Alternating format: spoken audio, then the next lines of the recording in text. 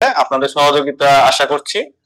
আর যারা জয়েন করছেন তারা একটু কাইন্ডলি মিউট থাকবেন। আমি এখন সরাসরি লেকচারে চলে যাব। আর একটু বলে নেই আপনাদেরকে, যারা পরে জয়েন করেছেন, আমাদের এখানে যারা উপস্থিত যারা আছেন তাদের সাথে ইনফরমালি আমরা এতক্ষণ ধরে পরিসংখ্যান জিনিসটা কি, আচ্ছা ও ইয়ে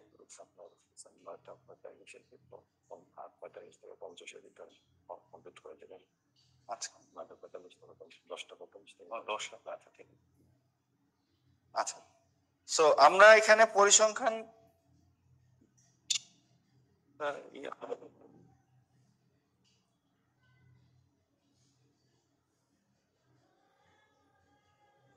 এটা কে করতেছে? আচ্ছা, এনিওয়ে যাই হোক, ওনারা কাজ শেষ ইয়ে করুক। আচ্ছা, ওকে, আমরা বেসিক্যালি একটু যদি আপনাদের ইন্ডিভিজুয়ালি সবার পরিচয় নেওয়া সম্ভব না, হ্যাঁ, কারণ অনলাইনে আছেন, আপনারা এখানে আছেন। অ্যাক্টিভলি এখন ফুল টাইম জব করছেন কয়জন, একটু যদি হাত তোলেন। মাশাআল্লাহ। আচ্ছা, সবাই কি জি হ্যাঁ হ্যাঁ, আচ্ছা, এটা ইয়ে করছে কি, অপারেট করতেছে কি? না না না, এটা দরকার ছিল না, স্ক্রিনটা দিলি তুমি, স্ক্রিন হয়ে গেছে না?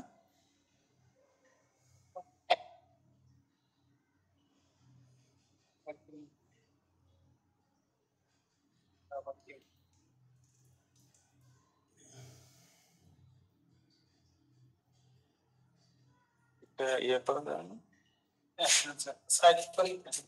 ঠিক আছে না? আচ্ছা, এটা তো এইভাবে। আচ্ছা, আশা করা যাচ্ছে যারা অনলাইনে উপস্থিত আছেন তারা স্লাইড দেখতে পাচ্ছেন। তো আমরা যেটা করি, হ্যাঁ, নর্মালি কি বাসে যখন উঠে, ক্যানভাসের উঠে, হ্যাঁ, এই বইটি পড়লে ফেসবুক সম্বন্ধে জানতে পারবেন, এরকম আমার সাথে 2 ঘন্টা থাকলে আমাদের অবজেক্টিভ হচ্ছে এটা, যে আমরা বায়োস্ট্যাটিস্টিক্স সম্বন্ধে একটা ধারণা পাবো, হ্যাঁ। তারপর হচ্ছে যে ডেসক্রিপটিভ স্ট্যাটিস্টিক্স এবং ইনফারেন্সিয়াল স্ট্যাটিস্টিক্স বলে দুইটা জিনিস আছে, এখন আমরা জানি না জিনিসটা কি, হ্যাঁ, সেটা সম্বন্ধে একটা চেষ্টা করবো আপনাদের। বলো স্যার, ফোন দিলাম কেন, ওই যে ঘটকের বাড়ির লোক মারা গেছে তো, এই জন্য আজকে যাওয়া ক্যান্সেল। আচ্ছা ঠিক আছে, আমি আর সবকিছু বন্ধ টন্ধ করে থুয়ে দিলাম, ওই জন্য ফোন দিয়া জানাইলাম আগে। না আর কালকে তো করছিলাম, অসুবিধা নেই, ঠিক আছে।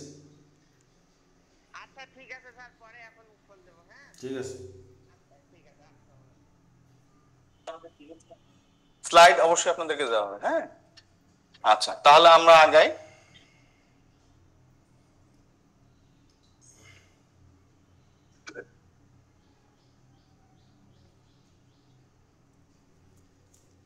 আচ্ছা, প্রথম হচ্ছে যে আমরা বায়োস্ট্যাট পড়ার আগে একটু স্ট্যাটিস্টিক্স সম্বন্ধে ধারণা নিই, হ্যাঁ, স্ট্যাটিস্টিক্স জিনিসটা কি বা এটা কোথা থেকে আসলো, এটার উৎপত্তি কোথা থেকে।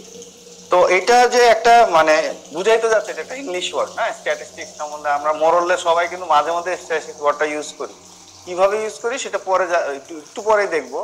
যেমন ধরেন লিটন দাসের ক্যারিয়ারের তার স্ট্যাটিস্টিক্স কি, লিটন দাস ক্রিকেট খেলে না, তো তার ক্যারিয়ারের স্ট্যাটিস্টিক্স হচ্ছে সে ব্যাটিং এ তার গড় কত, হ্যাঁ, সে কতগুলা খেলছে, ম্যাচ খেলছে, টি-20 কয়টা খেলছে, বা ধরেন টেস্ট ম্যাচ কয়টা খেলছে, ওয়ান ডে কয়টা খেলছে, হ্যাঁ, সে যখন উইকেট কিপার ছিল তখন সে কয়টা স্টাম্পিং করছে। তো বিভিন্ন ফিল্ড অনুযায়ী পরে দেখাবো এক জায়গায় যে কিছু সংখ্যা থাকে, বিভিন্ন ফিল্ডে তার যে সংখ্যা থাকে, এই কয়টা মিলাই হচ্ছে তার ক্যারিয়ারের স্ট্যাটিস্টিক্স। সেরকম আমরা যে অর্গানাইজেশনে আছি সেখানে আমাদের পারফরমেন্সের কিন্তু স্ট্যাটিস্টিক্স আছে, যে অমুক কি ঠিকঠাক মতো সময় মতো ঢুকছে, এই 1 মাসে সে কি ঠিকঠাক মতো কতদিন টাইম মতো আসতে পারছে, অ্যাটেন্ডেন্সে একটা স্কোর, মানে আমাদের একটা মানে কি বলবো ইন্ডিকেটর আছে। তারপরে হচ্ছে যে ওনাকে কোনো একটা কাজ দেওয়া হলে উনি ডেলিভারেবলটা ঠিকঠাক মতো দিতে পারে কিনা, সেটা একটা আছে। আমরা অনেক সময় বলি কেপিআই, কি পারফরমেন্স ইন্ডিকেটর, বছর শেষে দেখা যায় কেপিআই অনুযায়ী আপনাদের ইভালুয়েশন হয়।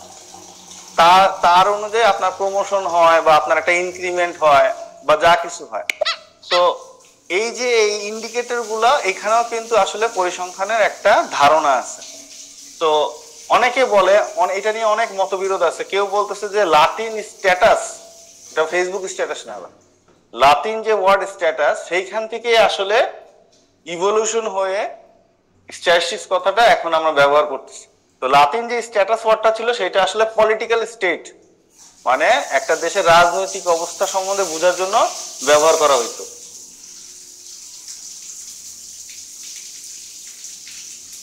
এরপরে আবার কেউ কেউ বলতেছেন না, আপনি ভুল বলতেছেন, এটা লাতিন ওয়ার্ড থেকে আসে নাই, এটা আসলে ইটালিয়ান ওয়ার্ড স্ট্যাটিস্টা থেকে আসছে, যেটা আক্ষরিক অর্থ হচ্ছে যে রাজ্য যে চালনা করে যে ব্যক্তিবর্গ, স্টেটসম্যান তখনকার সময় বলা হয়তো, তাদেরকে বোঝানো হয়তো এই ওয়ার্ডটা দ্বারা। আবার কেউ কেউ বলতেছে যে ফরাসি যারা, তারা আবার কেন আটকে থাকবে, তারা বলছে না রে ভাই, এটা ইটালিয়ানও না, এটা লাতিনও না, এটা আসলে আমাদের ফ্রেঞ্চ ওয়ার্ড স্ট্যাটিস্টিক থেকে আসছে, যেটা আসলে সংখ্যা বা কোনো কিছু বোঝায়। তো ওনাদেরটা মোরলেস কাছাকাছি গেছে না, আমরা এখন সংখ্যা বা এই রিলেটেড জিনিসপত্র নিয়ে যখন কাজ করি। জার্মানরাও কম না, তারা বলতেছে যে না, এটা আসলে আমাদের এই ওয়ার্ডটা থেকে আসছে। এখন দেখেন যে বানানের খালি ডিফারেন্স, তাই না? জার্মান অনুযায়ী, জার্মান জানি না জার্মান নিয়ে পড়াশোনা করছেন কিনা, তারা কিন্তু এই তাদের শেষে কিন্তু তারা কে ইউজ করে, ফ্রেঞ্চরা কিউ ইউ ইউজ করে। যাই হোক, এখন তাহলে কি বিভিন্ন জাতি তাদেরকে এই ওয়ার্ডটার কি বলবো সম্বন্ধে বলতেছে যে না, এটা আসলে আমাদের এই ওয়ার্ডটা থেকে আসছে। কিন্তু যাই হোক, এট দ্য এন্ড আসলে কিন্তু একটা রাজ্যের অবস্থা, রাজ্যে যে কি অবস্থা চলতেছে সেইটা বুঝানোর জন্যই আসলে স্ট্যাটিস্টিক্স ওয়ার্ডটা ইউজ হয়। আচ্ছা, তাহলে index of A countries overall situation, একটা রাষ্ট্রের সামগ্রিকভাবে কি অবস্থায় চলতেছে সেটা ব্যবহার করার জন্য আমরা স্ট্যাটিস্টিক্স ওয়ার্ডটা ইউজ করতাম, কিন্তু এখন অন্যান্য অনেক ভাবে এটাকে ব্যবহার করা হয়। আচ্ছা, এখন আসেন যে স্ট্যাটিস্টিক্স পাশে কি লেখা দেখতেছি আমরা, অ্যাজ এ সাবজেক্ট। কারণ কি, একটু আগে বলছিলাম যে লিটন দাসের যে বিভিন্ন নাম্বারগুলা নিয়ে একটা স্ট্যাটিস্টিক্স হয়, তখন কিন্তু সেটা একটা মেজার হিসেবে ইউজ হয়, মানে এটা একটা পরিমাপ হিসেবে ইউজ হয়। আর এখন এটা হচ্ছে বিজ্ঞানের একটা ধারা বা বিজ্ঞানের একটা শাখা হিসেবে স্ট্যাটিস্টিক্স যখন আমরা বলতেছি, তখন তার সংজ্ঞাটা কি? আচ্ছা, তাহলে এটা branch of a science that conduct studies to collect, কি করবে? কালেক্ট মানে কি? সংগ্রহ। কি সংগ্রহ করবে? ডেটা, তথ্য সংগ্রহ করবে। তারপর এটাকে অ্যানালাইজ করবে। হ্যাঁ হ্যাঁ, দেওয়া হবে, অ্যানালাইজ করা হবে। মানে তথ্য সংগ্রহ করে বসে থাকলে তো আমাদের হবে না, হ্যাঁ, এটাকে নিয়ে আমাদেরকে একটু ঘষা মাজা করতে হবে। যে এই কনসেপ্টটা একটু আগে আপনাদেরকে দেওয়ার চেষ্টা করছিলাম, যে 65 জনের মিড টার্মের নাম্বার নিয়ে আমি যদি স্যারের সামনে করি, উনি বিরক্ত হবে। কিন্তু যদি আমি অ্যানালাইজ করে একটা সিঙ্গেল নাম্বার যদি ওনাকে দিতে পারি, তাহলে কি ওনারও সময়টা কম লাগলো, আমারও সময়টা কম লাগলো, উনি এক নাম্বারে পুরো ক্লাসের সম্বন্ধে একটা ধারণা পেয়ে গেল। সো এইখানে অ্যানালাইজের একটা ব্যাপার আছে। অ্যানালাইজ করে বসে থাকলে হবে না। তথ্য সংগ্রহ করলেন, অ্যানালাইজ করলেন, অ্যানালাইসিস করলেন, তারপর বসে থাকলে হবে না, এটাকে ছড়াই দিতে হবে, এটা সবাইকে জানাইতে হবে। এটা যেমন স্যারকে আমাকে জানাইতে হবে মিড টার্মে আপনাদের পারফরমেন্সটা কি। হ্যাঁ, সো অ্যানালাইজ করে বসে থাকলে হবে না, এটাকে আমাদেরকে প্রেজেন্টও করতে হবে। তারপরে কি হবে? ইন্টারপ্রেট করতে হবে। সবাই আমরা একই জ্ঞান নিয়ে আসি নাই, ঠিক আছে? দেখা যাবে যে ওই আমি এমন কাউকে বললাম, যেমন ধরেন বাইরে আমি আলাপ করতেছি, বাইরে গেলাম আলাপ করতেছি কোন একটা ভদ্রলোকের সাথে, এবং সে বলতেছে ভাই আপনি তো বাইরের ইউনিভার্সিটি পড়ান, পোলাপাইনের অবস্থা কি পড়াশোনা? তা আমি ধরেন গদবাদা বলে ফেললাম যে গড়ে তো তারা এরকম 18 বা 20-এর মধ্যে। আর ওনার হয়তো এই কনসেপ্টটাই নেই, গড় জিনিসটা কি সেটা আমি আপনি হয়তো বুঝছি, উনি হয়তো বুঝতেছেন না। তখন কি করতে হবে? ওনাকে এটা বুঝাইতে হবে। এই যে বুঝানোটা হচ্ছে ইন্টারপ্রেট। সবসময় যে শুধুমাত্র আমরা গড় বুঝাবো সেটা না, আমরা অনেক গ্রাফ নিয়ে কাজ করব, আমরা অনেক মডেল নিয়ে কাজ করব, আমরা কোরিলেশন নিয়ে কাজ করব। তো এইটা থেকে যে মানে রেজাল্টটা আসবে, সেটা যখন আপনি প্রেজেন্ট করবেন, তখন ওই যে বললাম সবাই একই জ্ঞান নিয়ে, আপনার অডিয়েন্সের সবাই একই একই স্কেলের থাকবে না, কেউ একটু বেশি বুঝবে, কেউ একটু কম বুঝবে। তো আমাদের আমরা কথায় কথায় একটা জিনিস ইউজ করি, সাস্টেইনেবল ডেভেলপমেন্ট গোল। সেইখানের একটা স্লোগান হচ্ছে নো ওয়ান লিভ বিহাইন্ড, কাউকে রেখে আমরা আগায় যাব না, সবাইকে নিয়ে একসাথে যাইতে হবে। তা আপনি যখন আপনার থিসিস প্রেজেন্ট করবেন বা আপনার কোনো রেজাল্ট ফাইন্ডিং যখন আপনি এক বড় একটা হলে ডিসেমিনেট করবেন, সবাই যাতে বুঝতে পারে ওই অনুযায়ী কিন্তু আপনাকে বুঝাইয়া বলতে হবে। এই বুঝাইয়া বলা জিনিসটাই হচ্ছে ইন্টারপ্রেট করা আপনার রেজাল্টটা। আর স্ট্যাটিস্টিক্সে আমরা স্যাম্পল নিয়ে কাজ করতে বেশি স্বাচ্ছন্দ্য বোধ করি। স্যাম্পল নিয়ে ডিটেইলস আলোচনা হয়েছে, তাই না? মাত্রান্দার অভিজ্ঞতা থেকে তো আমরা সবাই স্যাম্পল সম্বন্ধে আইডিয়া পাইছি। সো স্যাম্পল নিয়ে আমরা কাজ করি এবং কি করি, draw valid conclusion about the population. হ্যাঁ, আমরা স্যাম্পল নিয়ে কাজ করে সেখান থেকে পপুলেশন সম্বন্ধে একটা কথা বলে ফেলি। পপুলেশন বলতে কি বুঝায় আমরা পরে বলবো। নর্মালি আমরা সবাই জানি পপুলেশন মানে জনসংখ্যা, কিন্তু আজকে হয়তোবা আমরা একটু ডিফারেন্ট ওয়েতে পপুলেশন ওয়ার্ডটা যে অন্য আরো অনেক কিছু বুঝায় বিসাইডস জনসংখ্যা, সেটা সম্বন্ধে একটা ধারণা আমরা পাবো। সো এইটা হচ্ছে একটা, আমরা যখন বিষয় হিসেবে পরিসংখ্যানের একটা ডেফিনেশন দেখলাম, এখন দেখবো এটা পরিমাপ হিসেবে এটার কনসেপ্টটা কি। Facts and figures about any phenomenon, যে কোনো কিছু, বৃষ্টি হচ্ছে কি হচ্ছে না, হ্যাঁ, গরম বেশি হয়েছে না কম হয়েছে, হ্যাঁ, তারপরে ব্লাডে কি সুগারের মাত্রা, আপনার রক্তচাপের যে পরিমাপ, আপনার ওজন, আপনার উচ্চতা, বিভিন্ন কিছু নিয়ে কিন্তু আসলে স্ট্যাটিস্টিক্স তৈরি করা যায় যখন এটা পরিমাপ হিসেবে আমরা এই ওয়ার্ডটাকে ইউজ করব। অনেকে বলেন আপনার ভাইটাল স্ট্যাট কি, তারপর যখন আমরা ডাক্তারের কাছে যাই ফার্স্টে কি হয়, ওজন মাপে, উচ্চতা মাপে, রক্তচাপ মাপে, তারপরে কি অক্সিজেনের মাপে। এখন তো সব ইজি হয়ে গেছে, মেশিনের একটা আঙ্গুল দিলে চলে আসে। সো আমাদের পপুলেশন সম্বন্ধে কোনো কিছু, পপুলেশনটা সম্বন্ধে একটু পরে বলতেছি, জনসংখ্যা শুধু মাথায় রাখেন না, একটু ব্রড মাইন্ডে চিন্তা করতে হবে। আপনার কোনো কিছু পারফরমেন্স, হ্যাঁ, কোনো একটা কিছু ঘটার, যে বৃষ্টি হওয়া না হওয়া, হ্যাঁ, এইসব সবকিছু নিয়ে যখন আমরা পরিমাপ করব, সেটাকেও কিন্তু স্ট্যাটিস্টিক্স হিসেবে অনেক সময় এই স্ট্যাটিস্টিক্স ওয়ার্ডটা ইউজ করে। আচ্ছা, যেমন এই যে আমি যে উদাহরণটা বলছিলাম যে একটা পেশেন্টের ওজন মেপে দেখছে 75 কেজি, এটা একটা স্ট্যাটিস্টিক্স, কিন্তু এটা অ্যাজ ওয়েল এজ এটা একটা ডেটাও। হ্যাঁ, আবার টেম্পারেচার মাপলো, দেখলো যে সেটা 100 ডিগ্রি ফারেনহাইট, এটাও একটা স্ট্যাটিস্টিক্স। যেমন রোগী ফার্স্টে স্ক্রিনিং হয়ে ডাক্তারের কাছে যায়, আমাদের এখনকার যে কি বলবো যে সিস্টেম, হ্যাঁ, সরাসরি ডাক্তারের কাছে আমরা যাই না, প্রথমে একটা সিরিয়াল নেই, মানে প্রাইভেট হসপিটাল গুলোর কথা বলতেছি, আমরা প্রথমে একটা সিরিয়াল নেই, সিরিয়াল নেওয়ার পরে দেখা যায় যে আমরা টাকা পয়সা জমা দেওয়ার পরে একটা নার্সের কাছে যেতে হয়, বা ওনার যদি কোনো একজন জুনিয়র কনসালটেন্ট থাকে তার কাছে গিয়ে ফার্স্টে হিস্ট্রি দিতে হয়, যদি আমরা কোনো বড় এক্সপার্ট বা কনসালটেন্টের কাছে যাই আর কি, হ্যাঁ, যে স্পেশালিস্টের কাছে যখন যাই, তখন উনি কি আপনার কাছ থেকে ইনফরমেশন নিয়ে উনি খাতায় কিন্তু লেখে একটা জায়গায়, পরে গিয়ে যেটা দিচ্ছে না, এইটাই হচ্ছে আপনার একটা স্ট্যাটিস্টিক্স দেওয়া হচ্ছে কিন্তু ডাক্তারের কাছে, যে হেড ডাক্তারের কাছে যখন যাবেন, উনি কিন্তু যে ওনার ওই জুনিয়র ডাক্তারের কাছ থেকে যে জিনিসটা নিল, কিছু কথাবার্তা, যে স্ক্রিনিং এর কিছু, সেটাই কিন্তু আসলে আপনার একটা স্ট্যাটিস্টিক্স ডাক্তারের কাছে আপনার ব্যাপারে। ঠিক আছে? আচ্ছা,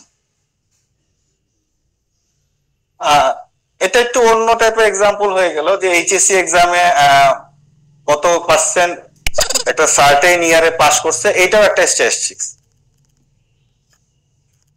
কোভিড এর সময় যে রেটে ডিভোর্স হয়েছে, সেটাও একটা স্ট্যাটিস্টিক্স। কোভিড এর সময় যে কয়জন মারা গেছে, সেটাও একটা স্ট্যাটিস্টিক্স। কোভিড এর সময় কতজন ভ্যাকসিন নিছে, সেটাও একটা স্ট্যাটিস্টিক্স। হ্যাঁ, তো বিভিন্ন ভাবে আমাদের হয়, যে এইটার কথা বলছিলাম শুরুতে, যে লিটন দাসের ক্যারিয়ার স্ট্যাটস, স্ট্যাটস হচ্ছে কি এখন ওনারা শর্ট করে বলে আর কি, কিন্তু এটা আসলে লিটন দাসের ক্যারিয়ার স্ট্যাটিস্টিক্স।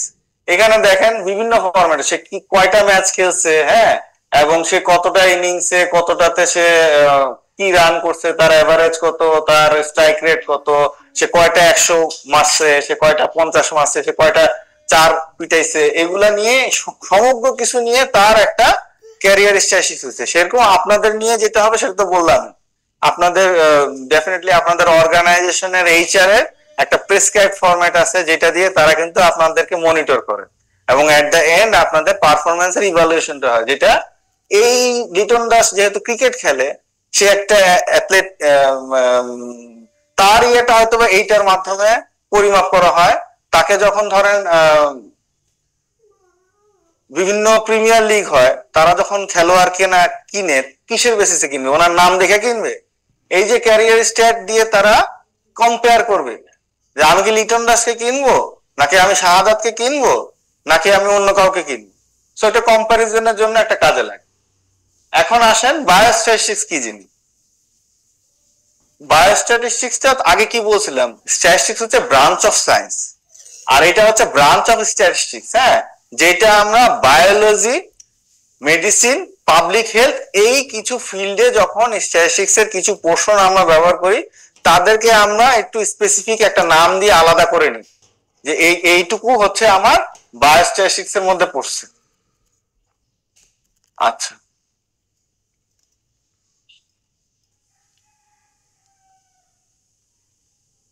আচ্ছা, ঠিক আছে। আমরা এখানে দেখছি যে এখানে ওইখানে আমরা কি দেখছিলাম, কালেক্ট, তারপরে কি অ্যানালাইজ, তারপরে প্রেজেন্ট, তারপরে ইন্টারপ্রেট, তারপরে ড্র ভ্যালিড কনক্লুশন স্যাম্পল থেকে নিয়ে এখানে। আর এখানে কি করি আমরা বায়োস্ট্যাটে, আমরা বিভিন্ন রকমের স্টাডি, সেটা বিভিন্ন রকমের এক্সপেরিমেন্ট, সেটা এবং স্পেসিফিক কিছু সার্ভে, যেটা আমাদের পাবলিক হেলথ, যেটা আমাদের বায়োমেডিসিন বা মেডিকেল এইসবের সাথে সংশ্লিষ্ট, শুধুমাত্র সেগুলো সম্বন্ধে আমরা এগুলা কিভাবে করা যায় সেই সম্বন্ধে একটা মানে কি বলবো ব্রেইন স্টর্মিং করি। সেটা বায়োস্ট্যাটের একটা পার্ট। আমরা কালেক্ট ওই যে ওইরকম আগে যেরকম পড়ছিলাম, ওইটা কিন্তু যে কোনো বিষয়ের উপর কালেক্ট করতাম, কিন্তু এখানে কিন্তু আমরা এই যে এই certain public health related survey গুলা থেকে আমরা ডাটা কালেক্ট করব। এখানে ডিজাইন করলাম, লঞ্চ করলাম, ডাটা কালেক্ট করলাম, সেটাকে অ্যানালাইজ করলাম, তারপরে আমরা ওই যে কি অ্যানালাইসিস করে বসে থাকলে হবে না, এটাকে প্রচার করতে হবে, এটাকে সবার মাধ্যমে ছড়াই দিতে হবে, জ্বালাইতে হবে। এইটাই আমাদের হচ্ছে drawing conclusion for science, health care and policy. কারণ আমরা আমাদের জরিপ করার কারণটা কি, আমাদের টাকা আসছে আমরা জরিপ করলাম শেষ, ব্যাপারটা কিন্তু তা না। আমাদেরকে জরিপ করে কি গভর্নমেন্টকে জানাইতে হয়, পলিসি প্ল্যানারদেরকে জানাইতে হয় যে আমাদের এখানে মাতৃ মৃত্যুর হার এত বেশি বেড়ে গেছে হঠাৎ করে এই ডিস্ট্রিক্টে, তাহলে কি আপনারা এখানে কোনো একটা ইন্টারভেনশন চালু করেন, আপনারা হয়তোবা ইউনিয়ন লেভেলে আরেকটু মানে প্রচারণা বাড়ান। হ্যাঁ, গর্ভবতী মায়েদেরকে যে তাদের যে 5টা কি ডেঞ্জার সাইন আছে সেগুলো সম্বন্ধে ফ্যামিলিকে জানান। হ্যাঁ, দরকার হইলে আপনারা কোর্টিয়ার মিটিং করেন, বা আমাদের বাড়ি বাড়ি যারা যায় ফ্যামিলি ওয়েলফেয়ার অ্যাসিস্ট্যান্ট যারা আছে তাদেরকে একটু রিভাইটালাইজ করেন। হ্যাঁ, তো এইসব এই যে এই ধরনের কাজগুলা কি এমনি করবে, আপনাকে জানাইতে হবে, আপনাকে এভিডেন্স বেসড ডিসিশন নিতে হয়। আপনাকে যদি বলা হয় যে সাতক্ষীরা ফর এক্সাম্পল, যে সাতক্ষীরা হয়তোবা ম্যাটারনাল মর্টালিটি বাইরে গেছে কম্পেয়ার টু দা আদার 63 ডিস্ট্রিক্টে, গভর্নমেন্টের কাছে যখন আপনি এটা নিয়ে যাবেন বা গভর্নমেন্ট যদি জানতে পারে, তখন কি ইমিডিয়েট একটা অ্যাকশন নিতে হবে না? সবাই তো একটা ভালো জিনিস চায়। হ্যাঁ, একটা রাষ্ট্রের মানে কি বলবো যে একটা দায়িত্ব হচ্ছে তার প্রত্যেকটা স্টেটে বা তার প্রত্যেকটা ডিস্ট্রিক্টে, ডিভিশনে, উপজেলা, ইউনিয়নে সমানভাবে সে যেন সার্ভিসটা দেয়। এটা যে নট অনলি ঢাকায় হচ্ছে তো ঢাকায় তো ভালো আছে, সাতক্ষীরা যা হলে হোক, এরকম কিন্তু ব্যাপারটা না। সো আমাদেরকে সুষম ভাবে মানে বলে না, মানে কোনো এখন তো একটা ক্যাচি ওয়ার্ড হচ্ছে বৈষম্য যাতে না হয়, ওইরকম আমাদের সার্ভিস দেওয়ার ক্ষেত্রে যাতে কোনো সুষম বন্টনটা যেন হয়, সেটা নিশ্চিত করার জন্য আমরা এই জরিপগুলা করে থাকি। সেই জরিপগুলার থেকে তথ্য আমরা সংশ্লিষ্ট মন্ত্রণালয়, অধিদপ্তর, ডিপার্টমেন্ট এবং সেকশনে আমরা জানায় থাকি। সেই অনুযায়ী হয়তোবা তার নেক্সট ইয়ারের তার কর্ম পরিকল্পনা ঠিক হয়। হ্যাঁ, আচ্ছা, কথাটা আগেই বলা হয়েছে যে স্ট্যাটিস্টিক্স বিভিন্ন ফিল্ডে হয়, যে এমবিএ তে যারা পড়াশোনা করতেছে তারাও কিন্তু স্ট্যাটিস্টিক্স পড়ে, তাদের এটার নাম হচ্ছে বিজনেস স্ট্যাটিস্টিক্স, আর আপনাদের এখানে নাম হচ্ছে বায়ো স্ট্যাটিস্টিক্স। কিন্তু যদি কখনো সুযোগ হয় ওনাদের সিলেবাসটা বা কোর্স কারিকুলামটা একটু মিলাই দেখেন, আমরাও আমাদের কন্টেন্ট আপনাদেরকে দিব, মোর অরলেস সিমিলার, মোর 80% সিমিলার হবে। আচ্ছা,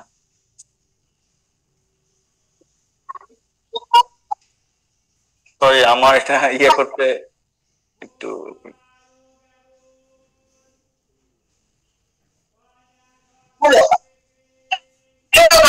যারা বাইরে আছি একটু মিউট করি, হ্যাঁ। আচ্ছা, এখন কোথায় কোথায় আমরা আমাদের হেলথ সায়েন্সে বা হেলথ সায়েন্সে কিভাবে, আচ্ছা কেউ মনে হয় মিউটে না, একটু কাইন্ডলি মিউট হয়ে যান তো, আমরা কোশ্চেন অ্যান্সার রাউন্ড রাখবো, তখন আপনারা কোশ্চেন করতে পারবেন।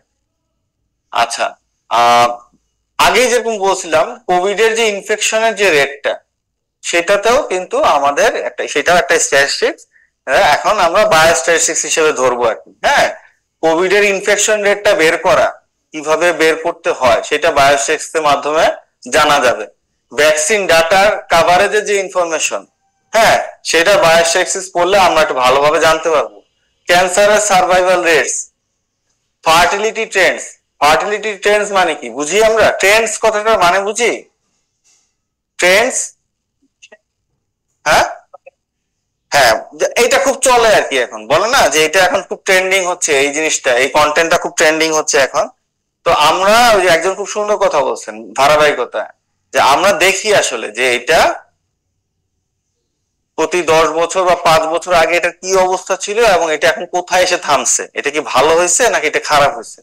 ফার্টিলিটিটা আমাদের জন্য খুব একটা ইম্পর্টেন্ট একটা নিয়ামক বা ইন্ডিকেটর, যাই বলেন না কেন, হ্যাঁ, কারণ এটা থেকে আমরা ধারণা করি যে একটা নির্দিষ্ট কোহোর্টে, কোহোর্ট আমরা বুঝি, কোহোর্ট মানে হচ্ছে একটা কোহোর্টে যারা থাকে তারা নির্দিষ্ট কিছু ক্যারেক্টারিস্টিক শেয়ার করে, যেমন 10 to 15 ইয়ার গার্লস মানে কি, এখানে একটা দল আছে, এখানে সবাই হচ্ছে গিয়ে কি মেয়ে, এবং তাদের বয়স 15 থেকে 19-এর মধ্যে, তাহলে এই দুইটা হচ্ছে তাদের কি কমন ক্যারেক্টারিস্টিক্স, যে তাদের বয়স ইদার 15 থেকে 19 হইতে হবে এবং তারা সবাই মেয়ে হইতে হবে।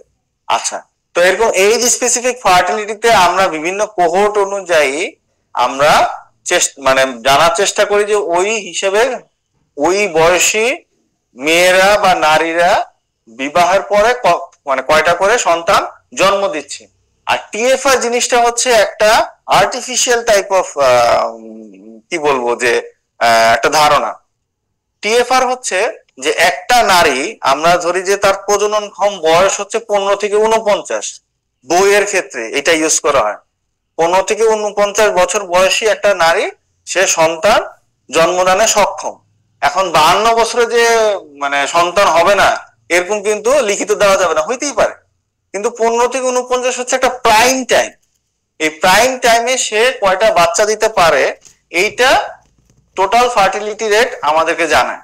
এখন এটা তো পসিবল না, আমার পক্ষে এটা পসিবল না যে বাংলাদেশে যতজন 15 থেকে 49 বছর বয়সী নারী আছে তাদেরকে, তাদের এই 49, যে মেয়েটা মানে আজকে 15 বছর বয়সে আছে, তাকে 49 বছর পর্যন্ত তো আমি অবজার্ভ করার মতো তো আমার হায়াত আল্লাহ দিছে কিনা আমি জানি না, বাট এটা পসিবল না, রাইট?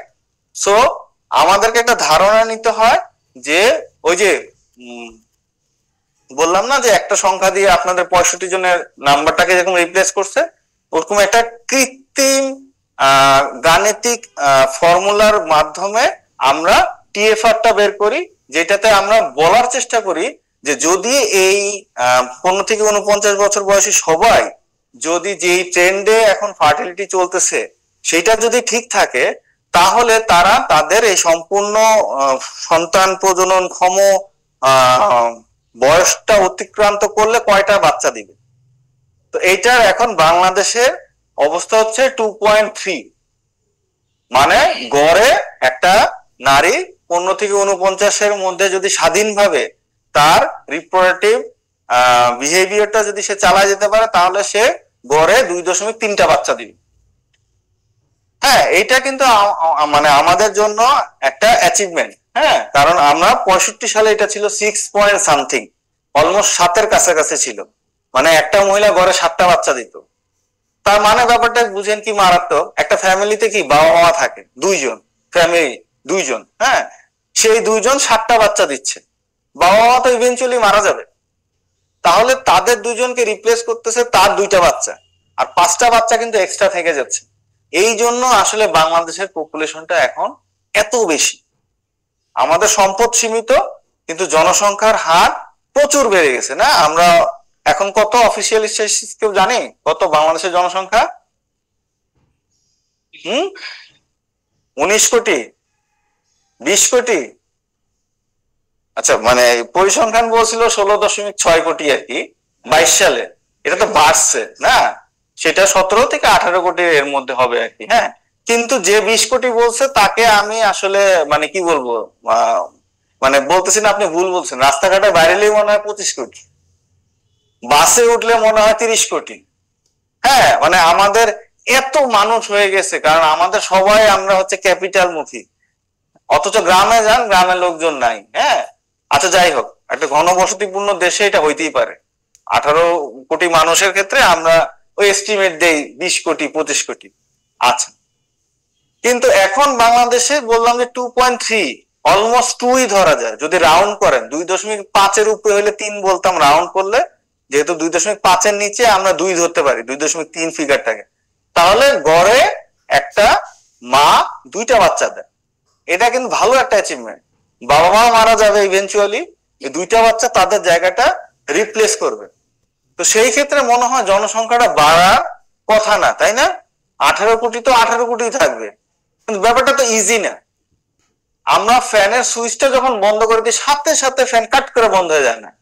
ফ্যান কিন্তু একটা কিছুটা সময় ধরে কিন্তু ঘুরে, কারণ ও একটা ঘূর্ণায়মান অবস্থায় ছিল। হঠাৎ করে তার সাপ্লাইটা আমি বন্ধ করে দিলাম, কিন্তু তারপরেও কিন্তু ও আরো কিছুক্ষণ অন্তত 4-5টা পাক সে খায়, তারপরে গিয়ে সে স্থির হয়। তো আমাদের ব্যাপারটাও তাই। আমরা মনে করতেছি যে 2.3 হয়ে গেছে, এখন ফ্যামিলি প্ল্যানিং এর লোকজনের কাজ করার দরকার নাই, সবাই বসে থাকবো, ব্যাপারটা তা না। কিন্তু অশনি সংকেত আমাদের জন্য। 2.3 লাস্ট 10 বছর ধরে আমাদের আছে, তারপরেও কি পপুলেশন বাড়তেছে না? বাড়তেছে। Because of what? ওই যে ফ্যান এখনো ঘুরতেছে, ফ্যানটা ঘুরে এখনো ঠিক হয় নাই, একদম স্থির অবস্থায় যায় নাই। ওই অবস্থায় যাইতে আমাদের সময় লাগবে। হ্যাঁ, আচ্ছা, তারপর হচ্ছে যে চাইল্ড মর্টালিটি ট্রেন্ডস, এটা আমাদের জন্য খুব গুরুত্বপূর্ণ একটা জিনিস। হ্যাঁ, ওই যে প্রত্যেকটা শিশুকে আসলে তার বাঁচার অধিকার আছে। সে যখন জন্মগ্রহণ করে তাকে নির্দিষ্ট কিছু সার্ভিস আমাদেরকে এনশিওর করতে হবে, আদারওয়াইজ শিশুটা বাঁচবে না। হ্যাঁ, তো সেই ক্ষেত্রে কিছু ইন্ডিকেটর আছে। নিউনেটাল মর্টালিটি, এটা কি নিউনেটাল? এগুলো তো আপনারা আমার চেয়ে ভালো জানবেন। নিউনেট কাদেরকে বলা হয়? নবজাতক শিশুদেরকে। ইনফ্যান্ট কাকে বলা হয়? 1 বছরের মধ্যে। হ্যাঁ, আর U5 কি জিনিস? আন্ডার 5। এই তিনটা যোগ করলেই হচ্ছে চাইল্ড মর্টালিটি। এটা কিন্তু ডেভেলপমেন্ট এর একটা ইন্ডিকেটর। আমরা তো ডেভেলপিং কান্ট্রি। হ্যাঁ, আমাদের আগে যে ধরেন দাতা সংস্থাগুলা আমাদেরকে টাকা দিবে, নাকি নেপালকে টাকা দিবে, নাকি শ্রীলঙ্কাকে টাকা দিবে, এগুলার ক্ষেত্রে কিন্তু তারা এই জিনিসপত্রগুলাকে কি করে, ওই যে লিটন দাসকে নিব নাকি শাহাদাতকে নিব, যেরকম একটা স্ট্যাটিস্টিক্স এর মাধ্যমে তারা কম্পেয়ার করে না, ওরকম এগুলাই আমাদের জন্য স্ট্যাটিস্টিক্স। যে চাইল্ড মর্টালিটিতে বাংলাদেশের অবস্থা খারাপ, তাহলে ঠিক আছে আমরা বাংলাদেশকে সাহায্য করি রেদার দেন শ্রীলঙ্কা অথবা ভুটান। তো এগুলো আমাদের জন্য কাজ করে। আচ্ছা, বায়োস্ট্যাটিস্টিক্স,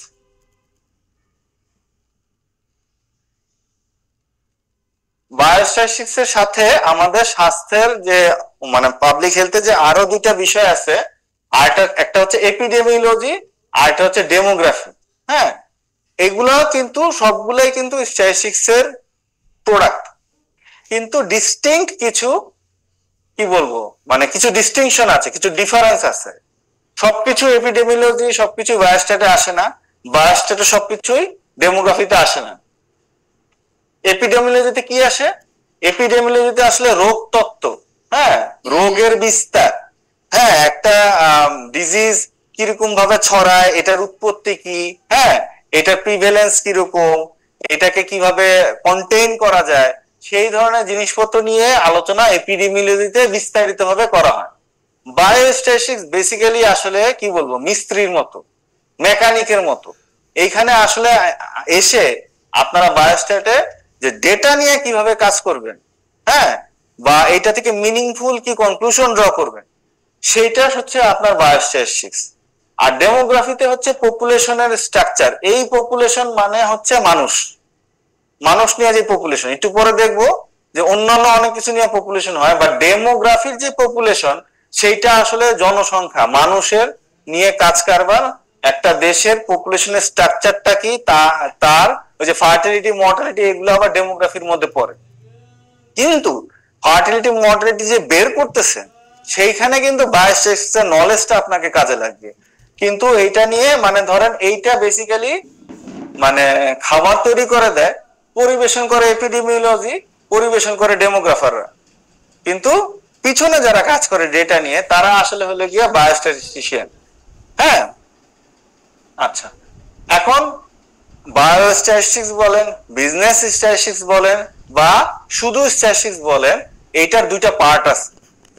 একটা হচ্ছে ডেসক্রিপটিভ স্ট্যাটিস্টিক্স, মানে ডেসক্রাইব করে, জানায়, হ্যাঁ, স্যাম্পল নিয়ে কিছু তথ্য আমরা পেলাম, এখন এটাকে জানাইতে হবে না এটার অবস্থাটা কি, সেই যে জানানোটা সেটা হচ্ছে ডেসক্রিপটিভ পার্টে। একটা গ্রাফের মাধ্যমে জানাইতে পারি, একটা টেবিল বানায় জানাইতে পারি, হ্যাঁ, তো সেই জিনিসপত্রগুলো ডেসক্রিপটিভ পার্টে থাকে। আর ইনফারেন্সিয়াল জিনিসটা হচ্ছে একটু একটু হাই লেভেলের বা একটু মোর কমপ্লেক্স, যে আমি স্যাম্পলের থেকে যে তথ্যটা পেলাম সেটা পপুলেশন লেভেলে আমি বলতে পারবো কিনা, বলতে পারলে কত পার্সেন্ট কনফিডেন্সের সহকারে বলতে পারবো, সেই জিনিসটা হচ্ছে ইনফারেন্সিয়াল স্ট্যাটিস্টিক্স। ইনফারেন্স বা কোনো কিছু বলা,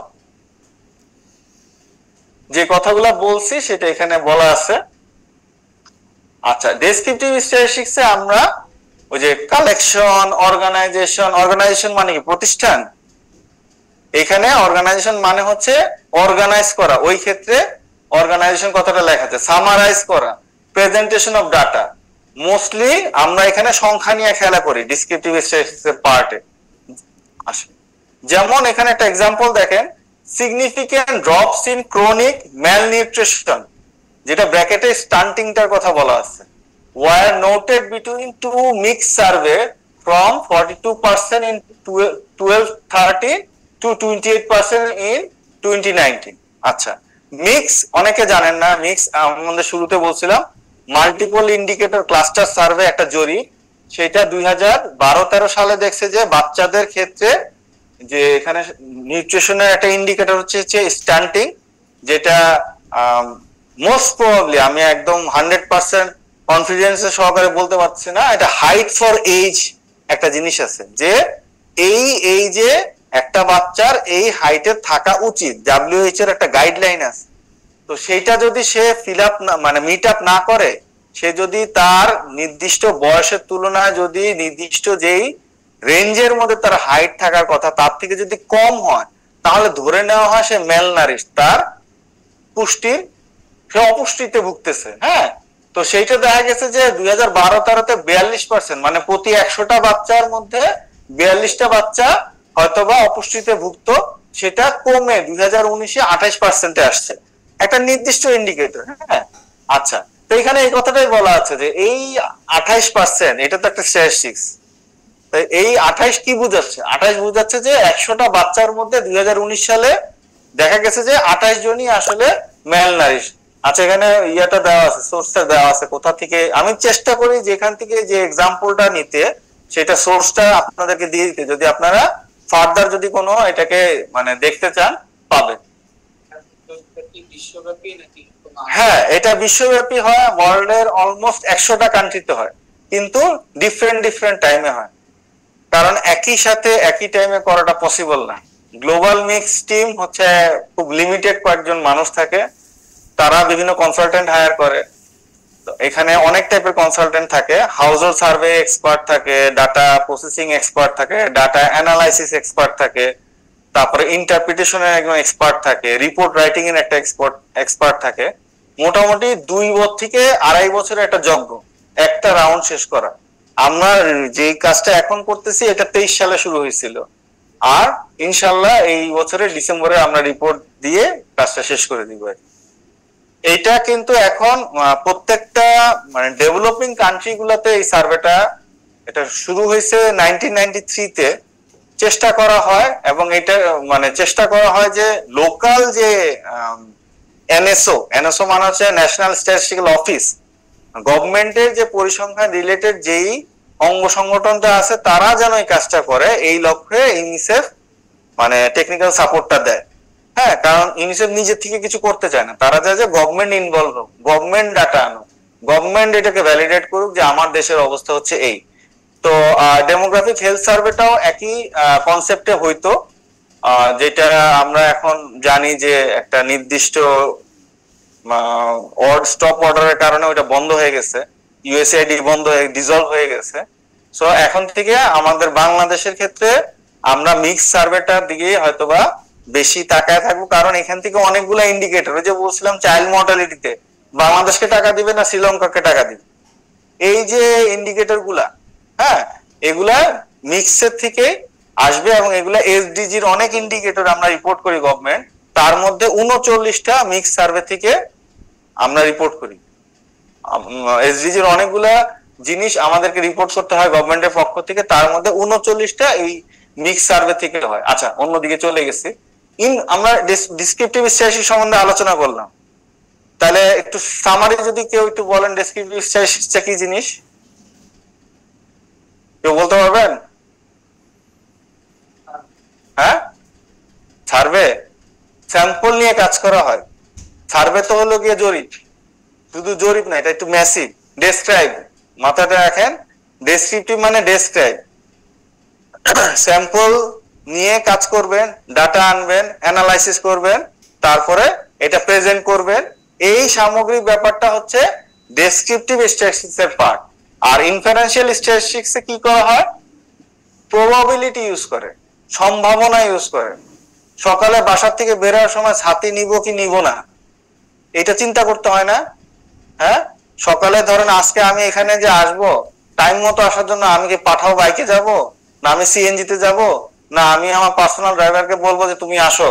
তো এই যে একটা ডিসিশন নিতে হয় না? হ্যাঁ, তারপরে যে হ্যাঁ আমি পাঠাওতে আজকে যাবো না কারণ আজকে বৃষ্টি হইতে পারে, হ্যাঁ আজকে ছাতা নিয়ে বের হওয়া উচিত। তো এই যে জিনিসপত্র গুলা, আমি জানি না আপনারা করেন কিনা, যে বের হওয়ার আগে কিন্তু আমি একটু গুগলে ওয়েদারটা দেখে নিই।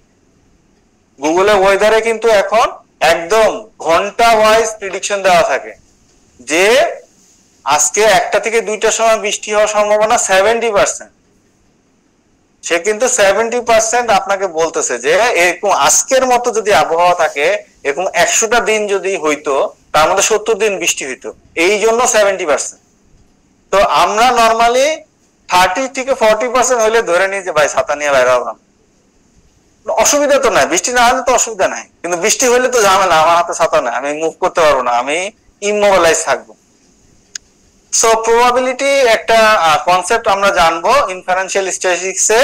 প্রবাবিলিটির একটা বড় একটা কি বলবো, যে এটা বেসিক্যালি একটা বাড়ি করার আগে ফাউন্ডেশন হয় না, একটা স্ট্রাকচার বানায় না, ইনফারেন্সিয়াল স্ট্যাটিস্টিক্স এর ফাউন্ডেশন হচ্ছে প্রবাবিলিটি। এই কনসেপ্টটা আমাদেরকে জানতে হবে। তারপরে আমরা হাইপোথিসিস টেস্টিং করব, কিন্তু এখানে বিকারের সাইন দেওয়া আছে মানে আমরা কোনো ল্যাবে গিয়ে কোনো কিছু করব না। হাইপোথিসিস টেস্টিং রূপক অর্থে, হ্যাঁ টেস্টিং কথাটা রূপক অর্থে। হাইপোথিসিস মানে হচ্ছে স্টেটমেন্ট, কোনো কিছু সম্বন্ধে একটা স্ট্যাটিস্টিক্যাল স্টেটমেন্ট, যেমন আজকে বৃষ্টি হবে কি হবে না। হ্যাঁ, এই এখানকার যারা ছাত্রছাত্রী আছে তাদের গড় বয়স কি 30 বছর বা 25 বছর, এরকম যে একটা স্টেটমেন্ট, এই স্টেটমেন্ট গুলাকে আমাকে ভ্যালিডেশন করতে হবে থ্রু ওয়ার্ড। আপনাদের সবাই একটা স্যাম্পলের এজ নিলাম, হ্যাঁ, বা সবাই এজ নিয়েও করতে পারি, তাহলে আর তখন আর হাইপোথিসিস টেস্টিং হইলো না, তখন আমরা ডিরেক্ট রেজাল্টে চলে গেলাম। কিন্তু আমি যদি এখান থেকে 2 জন, এই রো থেকে 2 জন, অনলাইন থেকে 3 জনের কাছ থেকে বললাম যে একটু অ্যানোনিমাসলি আপনাদের বয়সটা দেন, বয়সটা নিয়ে আমি একটা গড় করলাম, গড় করে তখন আমাকে দেখতে হবে যে আমি কত % কনফিডেন্ট এই যে গড়টা এটা টোটাল 65 জনের বয়সটাকে রিপ্রেজেন্ট করতেছে, সেই ক্ষেত্রে আমার হাইপোথিসিস টেস্টিং এর জিনিসটা আসে। তারপরে হচ্ছে রিলেশনশিপ এবং ভেরিয়েবলস এন্ড মেকিং প্রেডিকশনস। আমরা বিভিন্ন মডেল ফিট করি, বিভিন্ন মডেল ফিট করে আমরা বলতে পারি যে আমাদের যে এখন স্বাস্থ্য ব্যবস্থায় যে পরিমাণ জনবল আছে সেটা যদি দ্বিগুণ করি তাহলে আমার সার্ভিসটা কিরকম ভালো হইতে পারে, এটাকে যদি হাফ করি তাহলে সেটা এক্সিস্টিং যে সার্ভিস আছে সেটা কতটুকু এফেক্ট করতে পারে। সো এই যে রিলেশনশিপ এবং ভেরিয়েবল কি সার্ভিস আপটেক, আবার এদিকে কি জনবল, তো দুইটা ভেরিয়েবল না, দুইটা ভেরিয়েবলের মধ্যে সম্পর্কটা কিরকম এবং সেই অনুযায়ী আমি প্রেডিকশন দিতে পারতেছি কিনা সেই জিনিসটা ইনফারেন্সিয়াল স্ট্যাটিস্টিক্স এর আন্ডারে। আবার এটা অনেকে যেহেতু আমরা একটা কি বলতেছি যে ইফেক্ট পড়বে, আপনি আমার দুইজন স্যাকমো আছে, একজন এফডব্লিউ ভি আছে একটা ইউনিয়নে, সেই জায়গায় যদি আপনি একজন স্যাকমো দিয়ে দুইজন এফডব্লিউ ভি এই কম্বিনেশন যদি দেন তাইলে হয়তোবা আমার এই এলাকায় মায়েদের স্বাস্থ্যের অবস্থা ভালো হইতে পারে, হ্যাঁ, বা কিরকম হবে। এই যে জিনিসটা আমি বলতেছি এটাকে অনেকে বলতেছে ইনডাকটিভ রিজনিং অথবা ইনডাকটিভ স্ট্যাটিস্টিক্স। আচ্ছা, এখন আসেন শুরু থেকে বারবার আপনাদেরকে বলার চেষ্টা করতেছিলাম যে পপুলেশন মানে জনসংখ্যা না, পপুলেশন মানে এটাও একটা পপুলেশন। এই যে টিভিটা দেখতেছেন, এই আমাদের এই ক্যাম্পাসে যতগুলা টিভি আছে সেই টিভি গুলা নিয়ে কিন্তু একটা পপুলেশন হইতে পারে। এই যে আপনার সামনে টেবিল, যতগুলা টেবিল আছে সবগুলা টেবিল নিয়ে কিন্তু একটা পপুলেশন হইতে পারে, সেটা হবে টেবিলের পপুলেশন, সেটা হবে টিভির পপুলেশন। হ্যাঁ, সো পপুলেশন মানে হচ্ছে যে আপনি যেটা সম্বন্ধে তথ্য সংগ্রহ করবেন যে ইউনিট গুলা নিয়ে, সেই ইউনিট গুলা নিয়ে সামগ্রিক যে জিনিসটা সে যে একটা সেট হবে সেটাকে বলা হচ্ছে তার পপুলেশন। সো আমরা আজকের পর থেকে পপুলেশন মানে দুম করে জনসংখ্যা ধরে নিব না। বায়োস্ট্যাটিস্টিক্সে আমরা যখন আসছি আমরা আজকে থেকে জানলাম যে যেই জিনিসটা সম্বন্ধে আমি তথ্য সংগ্রহ করব সেটা মানুষ হইতে পারে, সেটা একটা অ্যানিমেল হইতে পারে, সেটা একটা সেল হইতে পারে।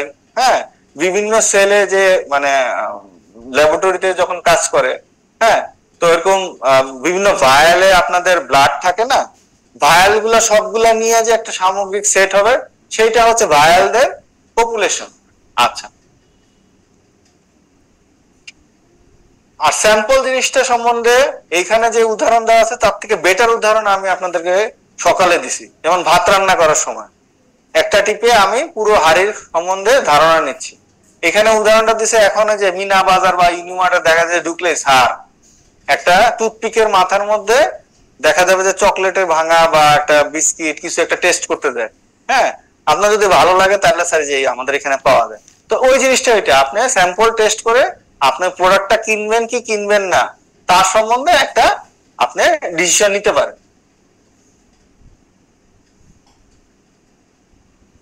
আচ্ছা, যেমন এখানে একজন হসপিটালের অ্যাডমিনিস্ট্রেটর ইনফারেন্সিয়াল স্ট্যাটিস্টিক্স এর উদাহরণ দিচ্ছি, যে সে যদি তার যে হসপিটালে যেসব রোগীরা আসে তাদের বয়স যদি সে জানতে চায় একটা নির্দিষ্ট বছরে, এখন প্রত্যেকের মেডিকেল ফাইল খুলে বাইর করে যদি অ্যানালাইসিস করা তার জন্য কষ্টসাধ্য ব্যাপার হয়ে যাবে, সময়ও লাগবে। তো সে কি করবে, সে যেহেতু বায়োস্ট্যাটিস্টিক্স কোর্স করছে সে একটা রিপ্রেজেন্টেটিভ ফাইল মানে representative sample of files say collect করবে 20-25টা বা 30টা বা 50টা, যদি তার গড়ে যদি বছর ব্যাপিত রোগী, এতগুলা রোগীর প্রত্যেকের ফাইল নিয়ে ঘাটলে তো সমস্যা। সে representative part of the sample নিয়ে সে ওই ধরেন 20-25 জনের বয়স নিয়ে সে কিন্তু এভারেজটা বের করে তার যে ঊর্ধ্বতন মহল বা হাসপাতাল পরিচালনা কমিটির কাছে কিন্তু সে একটা রিপোর্ট দিতে পারে। স্যার আমি এস্টিমেট করে দেখছি আমাদের এখানে গড়ে 35 বছর 30 থেকে 35 বছর বয়সী রোগীরা বেশি আসে, তাহলে ওনাদের যে পরিমাণ সার্ভিস দেওয়া দরকার বা ওনারা যেই টাইপের রোগ নিয়ে আসে বা ওনাদের যে চাহিদাগুলা যে সার্ভিসগুলা সেগুলো আমাদের এই হসপিটালে রাখতে হবে। তাহলে কি এখানে একটা স্ট্যাটিস্টিক্সের ব্যবহার হইলো না, উনি কিন্তু প্রত্যেকটা রোগীর তথ্য কিন্তু উনি ঘাটে নাই, উনি কিন্তু স্যাম্পল অফ রোগীর ফাইল নিয়ে মানে অ্যানালাইসিস করে কিন্তু উনি এই ডিসিশনটা বা এই তথ্যটা ওনার ঊর্ধ্বতন কর্তৃপক্ষকে দিতে পারছে। সো এটা একটা উদাহরণ ইনফারেন্সিয়াল স্ট্যাটিস্টিক্স এর। আমরা জানে কেন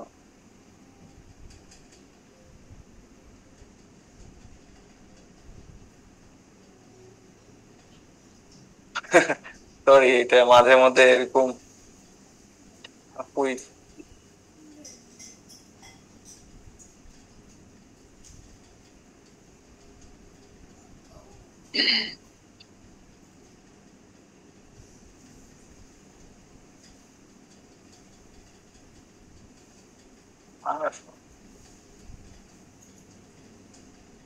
আচ্ছা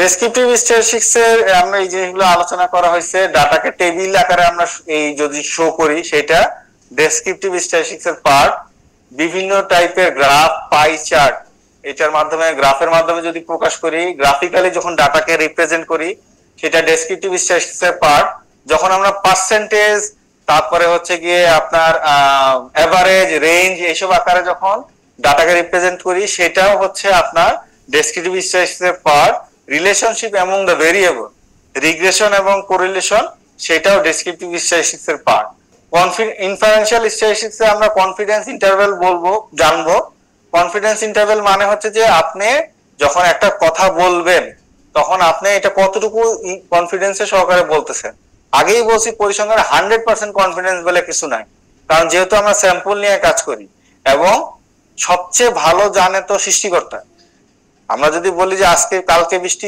আজকে বলতেছি কালকে বৃষ্টি হবে কি হবে না গুগল থেকে বলতেছি কিন্তু শিওর ইভেন্ট না তোরে ভাই সে তো বলতেছে 70% একই রকম এনভায়রনমেন্ট থাকলে 100টা দিনকে যদি রেপ্লিকেট করা যাইতো সেই ক্ষেত্রে 70টা দিন বৃষ্টি হইতো সে কিন্তু কথাটা এইভাবে বলতেছে 100% কিন্তু কোনো প্রেডিকশন হয় না আমি জানি না আগে ছোটকালে থাকতে আমরা রেডিও শুনতাম সেখানে কিন্তু সবকিছুই বলতো যে অমুক এলাকায় মৃদু হালকা থেকে ভারী বর্ষণ হইতে পারে বাদ রাখছেন কি আপনি মৃদু হালকা এবং ভারী বর্ষণ সবই তো বলে ফেলছে তাই না আচ্ছা মার্জিন অফ এরর একটা জিনিস আছে মানে কত মাত্রায় আপনি ভুল করতে পারেন ডিসিশন নিতে সেটা ইনফারেন্সিয়াল স্ট্যাটিস্টিক্স এর পার্টে আমরা করব দুইটা স্যাম্পল থেকে ছেলেদের একটা গ্রুপ মেয়েদের একটা গ্রুপ আন্ডার গ্রাজুয়েট একটা গ্রুপ গ্রাজুয়েট একটা গ্রুপ এরকম ডিফারেন্ট কম্বিনেশনের গ্রুপের পারফরম্যান্স বা বিভিন্ন ধরনের স্ট্যাটিস্টিক্স নিয়ে যদি আমরা কম্প্যারিজন করতে চাই সেটা আমরা ইনফারেন্সিয়াল স্ট্যাটিস্টিক্স এ করতে পারবো একটা হচ্ছে দুইটা স্যাম্পল মানে দুইটা গ্রুপের মধ্যে কম্প্যারিজন আর একটা হচ্ছে দুইয়ের অধিক হইতে পারে অথবা প্রি পোস্ট প্রি মানে আপনাকে ওষুধ দেওয়ার আগে আপনার অবস্থা কি পোস্ট মানে হচ্ছে আপনাকে ওষুধ দেওয়ার পরে অবস্থাটা কি আর ফলো আপ ডাক্তার যদি বলে যে প্রতি 3 মাস পর পর ফলো আপ করবেন তো প্রতি 3 মাস পর পর আপনার একটা তথ্য সে নিবে নিয়ে সে কি করবে একটা কম্পারিজন করবে যে আপনার অবস্থা ভালোর দিকে যাচ্ছে না আপনার অবস্থা খারাপের দিকে যাচ্ছে তো এই যে জিনিসপত্রগুলা নিয়ে যখন একটা ডিসিশন নেওয়া হবে সেটা ইনফারেন্সিয়াল স্ট্যাটিস্টিক্স এর আন্ডারে পড়ে এখন এটা কিভাবে ব্যবহার করব এটা আমাদেরকে পাবলিক হেলথ এবং মেডিসিনের এই দুইটা উপরের যে দুইটা বুলেট পয়েন্ট এটা ওভারঅল হ্যাঁ পাবলিক হেলথ এবং মেডিসিনের ক্ষেত্রে ডিসিশন মেকিং এর জন্য বায়োস্ট্যাটিস্টিক্স আমাদের একটা টুল যেমন গাড়ি ঠিক করতে গেলে স্ক্রুড্রাইভার রেঞ্জ যেরকম টুল এরকম পাবলিক হেলথ এবং মেডিসিন সেক্টরে কোনো একটা ডিসিশন নেওয়ার জন্য বায়োস্ট্যাটিস্টিক্স আপনার হাতের টুল তারপরে এইটা দিয়ে যে আপনি কথাগুলো যখন আপনি বায়োস্ট্যাটিস্টিক্স এর টুলগুলো ব্যবহার করে ডাটা নিয়ে যখন কথা বলবেন তখন কিন্তু আপনার একটা সায়েন্টিফিক ভ্যালিডিটি থাকে মানে আপনি এমন না যে আপনি জিনিসপত্র বানায় বলতেছেন আপনি এভিডেন্স সহকারে কথা বলতেছেন এভিডেন্সটা মানে তৈরি করতে হলে আপনাকে বায়োস্ট্যাটিস্টিক্স এর বিভিন্ন টুলস আপনার ডেটা নিয়ে কাজ করতে হবে তারপরে আপনি যখন কথা বলবেন তখন সেটা হলো এভিডেন্স বেসড কথা তখন আপনাকে সায়েন্টিফিক মহলে বলবে যে ধরেন আপনি বললেন যে বাংলাদেশে তো অপুষ্টি কমে গেছে একটা স্টেটমেন্ট দিয়ে ফেললেন লোকজন বলবে ব্যাপারটা কি কোথায় তথ্য কোথায় বেসিসটা কি তখন আপনি ওই যে ওরকম বলবেন যে তুমি 12-13 সালে তো একটা সার্ভে 48% পাইছে এখন তো 24% বা 28% হয়েছে সো এই যে কথাটা আপনি বললেন কি আপনার একটা সোর্স আছে ডাটা ব্যাক বা এভিডেন্স ব্যাকড আপনি একটা স্টেটমেন্ট দিতে পারলেন আচ্ছা পাবলিক হেলথের ক্ষেত্রে এখন যদি একটু ভেঙে আসি পাবলিক হেলথের কোথায় কোথায় আমরা পাবলিক হেলথ রিসার্চাররা স্ট্যাটিস্টিক্স ইউজ করে বা বায়োস্ট্যাটিস্টিক্স ইউজ করে সেটা হচ্ছে যে ডিজিজ আউটব্রেকস কোথায় কোন রোগটা বাইরে গেল কোন রোগের সংক্রমণ সেটার কি হারে ছড়াচ্ছে এগুলা ডিটেক্ট করা মনিটর করা এই কথাগুলো যে আমরা বলতেছি, কোভিড-19 হওয়ার পর কিন্তু এই কথাগুলো আমরা রিলেট করতে পারতেছি। প্রতিদিন দেখা যেত যে আমাদের আইডিসি আর কি একটা সংবাদ সম্মেলন করতো না, প্রেস ব্রিফিং দিত না, যে সারা বাংলাদেশের অবস্থা কি এবং কোথায় কতজন রোগী সংক্রমিত হয়েছে, কতজন মারা গেছে, এই যে তখন কিন্তু ক্লোজ মনিটরিং হইতো। এখন ডেঙ্গু সার্ভেলেন্স হয়, তারপরে জি এসসি এটা তো আসলে কেউ কিছু যে দেখবেন। আচ্ছা, তারপরে হচ্ছে যে ভ্যাকসিনেশন এবং প্রিভেনশন প্রোগ্রাম, এটাও কিন্তু কোভিড আমাদেরকে ভালো একটা আইডিয়া দিয়ে গেছে। ভ্যাকসিন দিলে রোগের মাত্রা কিরকম হয় বা ভ্যাকসিন নিলে আমরা কতটুকু ভালো থাকি বা না থাকি, ইম্প্যাক্ট অফ ভ্যাকসিন কোভিড এর সময় কিন্তু আমরা এটা একটা ধারণা পাইছি। প্রিভেনশন প্রোগ্রাম, কি করলে আমার কোভিড হবে না, কি কি ছিল, মাস্ক পরতে হবে, নির্দিষ্ট দূরত্ব বজায় রাখতে হবে, কিছুটা স্বাস্থ্যবিধি মেনে চলতে হবে। সো এইটা হচ্ছে prevention program. Guides health policy planning and resource distribution, ওই যে বললাম সাতক্ষীরায় মাতৃমৃত্যু বাইরে গেছে, সেই ক্ষেত্রে দেখা যাবে যে আমাকে রিসোর্স ডিস্ট্রিবিউশনটা হয়তোবা অ্যালোকেশনটা ডিফারেন্ট করতে হবে। ওই জায়গায় হয়তোবা ইমিডিয়েটলি কোনো একজন হেলথের কোনো কর্মীকে পাঠাই দিতে হবে, বা ওইখানে হয়তোবা প্রচারণা বাড়াইতে হবে। তো এই ধরনের পলিসি প্ল্যানিং এবং রিসোর্স ডিস্ট্রিবিউশন পাবলিক হেলথের ক্ষেত্রে নেওয়ার ক্ষেত্রে বায়োস্টেট আমাদেরকে হেল্প করে। আচ্ছা, বায়োমেডিক্যাল রিসার্চ তার আরেকটা জিনিস আছে। একটা হচ্ছে আমরা পাবলিক হেলথ নিয়ে কাজ করি, মানুষের সাথে কাজ করি, মানুষের কাছ থেকে তথ্য নেই, হ্যাঁ। আর বায়োমেডিক্যাল তো একটা পার্ট আছে, যেখানে ধরেন মানুষের স্যাম্পল নিয়ে কাজ করা হয়, ওষুধ বানানো হয়, হ্যাঁ। তো ওই যে ল্যাবরেটরি বেস যে মানে সেগমেন্টটা আছে আমাদের, সেইখানে কিন্তু বায়োস্ট্যাটিস্টিক্সের কাজ আছে। ক্লিনিক্যাল ট্রায়াল এন্ড এরর বেসিসে বেসিক্যালি আসলে নতুন মেডিসিন কি হয়, আপনি হঠাৎ করে একটা মেডিসিন বের করে বলতে পারবেন না যে এইটা খাইলে মাথা ব্যথা চলে যাবে। আপনাকে 3টা ফেজে ট্রায়াল করতে হয়। ফার্স্টে আপনাকে সেল বেসে করতে হবে, তারপরে আপনাকে অ্যানিমেল বেসে যাইতে হবে, মানে অ্যানিমেলের উপর দেখতে হবে যে এটার কোনো সাইড ইফেক্ট আছে কিনা, এটার ইফেক্টিভনেস আছে কিনা। তারপরে হচ্ছে আপনাকে যখন আপনি ওই দুইটা ঠিকঠাক মতো করতে পারবে, তারপরে দেখা যায় যে আপনাকে যদি অনুমতি দেয়, হ্যাঁ, রিসার্চ করার যদি অনুমতি দেয়, তখন আপনার ভলান্টিয়ার কিছু মানুষের মধ্যে যাদের ধরেন এই ধরনের রোগ আছে, ধরলাম একটা দুরারোগ্য ব্যাধি যেটা কোনো ওষুধের মাধ্যমে ঠিক হচ্ছে না এবং এটার কোনো চিকিৎসাই নেই, আপনি নতুন একটা চিকিৎসা অফার করলেন, হ্যাঁ, সেটা আপনি দেখলেন যে সেলে মানে সেল বেস যখন আপনি ট্রায়াল করলেন সেখানে ভালো রেজাল্ট পাইছেন, এনিমেলের মধ্যে করে দেখছেন ভালো রেজাল্ট পাইছেন, তখন দেখা যাবে যে আপনাকে বলতে হবে যে এই রকম আমি একটা রিসার্চ করতে চাচ্ছি, এরকম দুরারোগ্য ব্যাধির যারা আছেন, যাদের কোনো হোপ নাই, এক্সিস্টিং কোনো মানে কম্বিনেশন অফ মেডিসিন আর থেরাপিতে তার ঠিক হচ্ছে না, তখন দেখা যায় যে অনেক এরকম রোগী আছে বাইরে, এরকম হয় যে অনেকে তারা ভলান্টারি হিসেবে আপনার নতুন থেরাপিটাকে এমপ্লয় করতে চায়। কারণ ধরেন ক্যান্সারের কথাই যদি ধরি, হ্যাঁ, অনেক ক্যান্সারের দেখা গেছে যে অনেক ক্ষেত্রে মানুষ স্টেজ 4 চলে গেছে, তার আর কোনো হোপ নাই।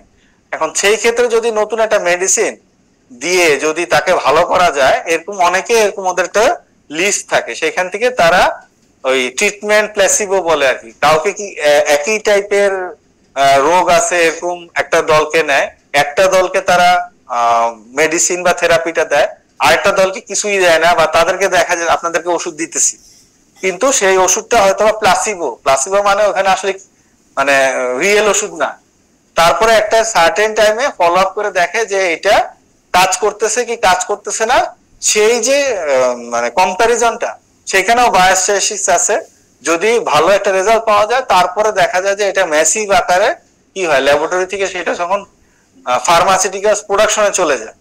সো এই যে ক্লিনিক্যাল ট্রায়ালের ডিজাইন এবং অ্যানালাইসিস, সেটা বায়োমেডিক্যালে আমরা বায়োস্ট্যাটের মাধ্যমে করি। নতুন ট্রিটমেন্ট এটা সম্বন্ধে বলা হয়েছে, আন্ডারস্ট্যান্ডিং অফ ডিজিজ মেকানিজম, এটা তো আমরা এপিডেমিওলজিরও একটা পার্ট, বাট বায়োস্ট্যাটেও আমরা এটা সম্বন্ধে দেখব। পেশেন্ট কেয়ার এবং মেডিকেল প্র্যাকটিসের ক্ষেত্রেও কিন্তু বায়োস্ট্যাটের আছে। কেমনে বায়োস্ট্যাট থাকবে পেশেন্ট কেয়ারে, কোন ধারণা আছে? পেশেন্ট কেয়ার এন্ড মেডিকেল প্র্যাকটিসে বায়োস্ট্যাটিস্টিক্স কিভাবে হেল্প করবে? একটা হসপিটাল অ্যাডমিনিস্ট্রেটর যদি দেখে যে একটা নির্দিষ্ট সময়ে 10টা থেকে 11টায় আমার রোগীর চাপ বেশি থাকে, সেই ক্ষেত্রে সে কি করবে, যে আমার রাত্রে হয়তো রোগী ওরকম ভাবে আসেই না, তাহলে সে 2-1টা স্টাফকে তখন 10টা থেকে 11টায় অ্যাসাইন করলো, বা একটা নির্দিষ্ট সেকশনে আসলে চাপটা বেশি পড়তেছে, সেটা হয়তো বা প্যাথোলজি সেকশন, বুঝছেন? তো এই যে তার ডিসিশন নেওয়া, রিসোর্স অ্যালোকেশন, সেই ক্ষেত্রে কিন্তু বায়োস্ট্যাটের একটা আছে। আচ্ছা, এখন আমরা ডাটাতে চলে আসি। সরি, আমি এটা আরো ছোট হচ্ছে। আচ্ছা, ডাটাটা আমরা সবাই ইউজ করি, ডাটা ওয়ার্ডটা আমরা কথায় কথায় ইউজ করি, ডাটা। হ্যাঁ, অনেকে আবার বলে ডেটা, যে যেভাবে বলুন, এইটা কিন্তু একটা প্লুরাল ওয়ার্ড। ডাটা কথাটা কিন্তু একটা প্লুরাল ওয়ার্ড। এটা সিঙ্গুলার ওয়ার্ড হচ্ছে লাতিন ভাষা থেকে আসছে, ডাটাম থেকে। এটা এখন অবসলিট হয়ে গেছে, কেউ ইউজ করি না আমরা, সবাই আমরা ডাটাই বলি। কিন্তু একটা সিঙ্গেল পিস অফ ইনফরমেশন বা সিঙ্গেল পিস অফ নাম্বারকে বলা হয় ডেটা, একের অধিক হইলে সেটা ডাটা হয়ে যায়। আচ্ছা, এটা যে কোনো কিছু সম্বন্ধে কোনো তথ্য যদি বলা হয় এবং সেটা যদি সংখ্যাগত হয়, সাংখ্যিক যদি হয়, সেই ক্ষেত্রে আমরা ডাটা ওয়ার্ডটা ইউজ করি। এখন ডাটা কিভাবে আসবে? আপনি মেজার করে নিতে পারেন অথবা আপনি কাউন্ট করে নিতে পারেন। হ্যাঁ, আপনার বয়স কত, আপনি ডেট অফ বার্থ বললেন, সেটা যদি আমি হিসাব করে নেই তাহলে কি হলো, আমি মেজার করে নিলাম। আপনার উচ্চতা কত, আপনাকে একটা হাইট স্কেলের দ্বারা আমি যদি মেজার করে নেই তাহলে আমি আপনার হাইটের ডেটা পাইলাম। অথবা কাউন্ট, যদি গুনি কতজন এখানে আছে, আপনার কাছ থেকে কোনো তথ্য নিলাম না বা আপনাকে ইনভলভই করলাম না। হ্যাঁ, যেমন এখানে কয়জন এখন একটু ঘুমানো অবস্থায় আছে, এটা কি হইলো, আমি কাউন্ট করতেছি। হ্যাঁ, আপনাকে কিন্তু বলতেছি না ভাই আপনি ঘুমাচ্ছেন নাকি, সেটা কিন্তু বলতেছি না, আপনাকে কোনো ইনভলভ করলাম না, আপনাকে কোনো হাইট স্কেলে বা আপনাকে কোনো ঘুমানোর স্কেলে কিন্তু ফালাইনি। তো এই যে আমি কাউন্ট করে বলতেছি, কি একটা নাম্বার পাচ্ছি, এটাও কিন্তু একটা ডাটা। এখন যদি আপনাকে ডিরেক্ট জিজ্ঞেস করি আপনার বয়স কত, আপনাকে ইনভলভ করে যদি যেটা নেওয়া হলো সেটা হলো মেজারমেন্ট। আচ্ছা, ভেরিয়েবল, ভেরিয়েবল কথাটা কি আমরা জানি? ভেরিয়েবল কি জিনিস? ভেরিয়েবল যখন আমরা শুনি তখন ইংলিশ একটা ওয়ার্ডের সাথে কানেক্ট করার চেষ্টা করেন, ভ্যারি। হ্যাঁ, যে আমার একটা জিনিস ভ্যারি মানে কি, পরিবর্তন হয়, man to man, person to person জিনিসটা পরিবর্তিত হবে। আপনার দেশের বাড়ি কই, অথবা ডিস্ট্রিক্ট 1-এ, আপনার দেশের বাড়ি ডিস্ট্রিক্ট 2-তে, আমি কোন ডিস্ট্রিক্টের নাম নিচ্ছি না, পরে দেখা যাবে যে বায়াসনেস চলে আসবে।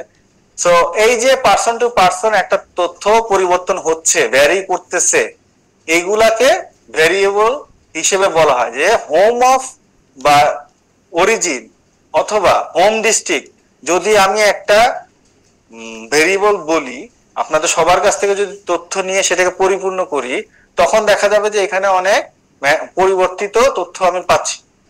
এখন এখানে সবাই এমপিএইচ স্টুডেন্ট কয়জন, এইটা নিয়ে যদি আপনাদের এখান থেকে যদি আমি তথ্য নেই তাহলে সেটা ভেরিয়েবল হবে না।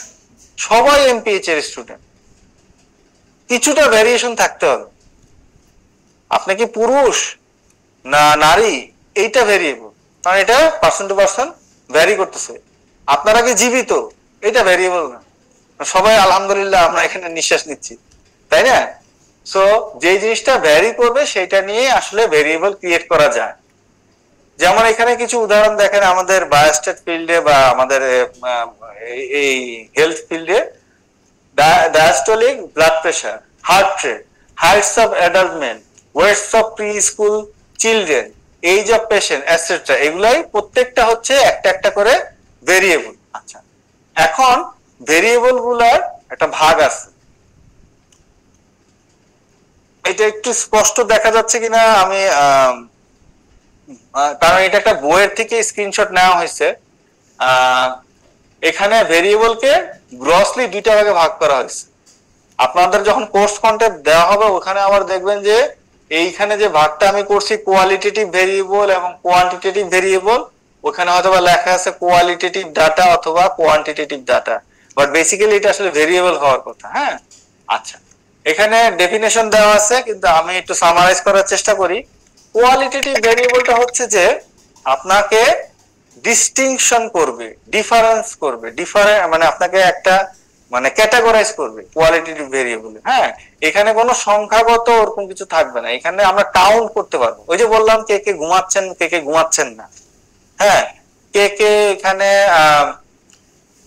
কি টাইপের যানবাহন ব্যবহার করে আজকে আসছেন, ঠিক আছে, এইটা কিন্তু গুনতে পারবো। যে আমি যদি বলি যে কে কে আজকে বাসে আসছেন হাত তুলে, গুনতে পারবো, গুনে কিন্তু এটা করা হচ্ছে।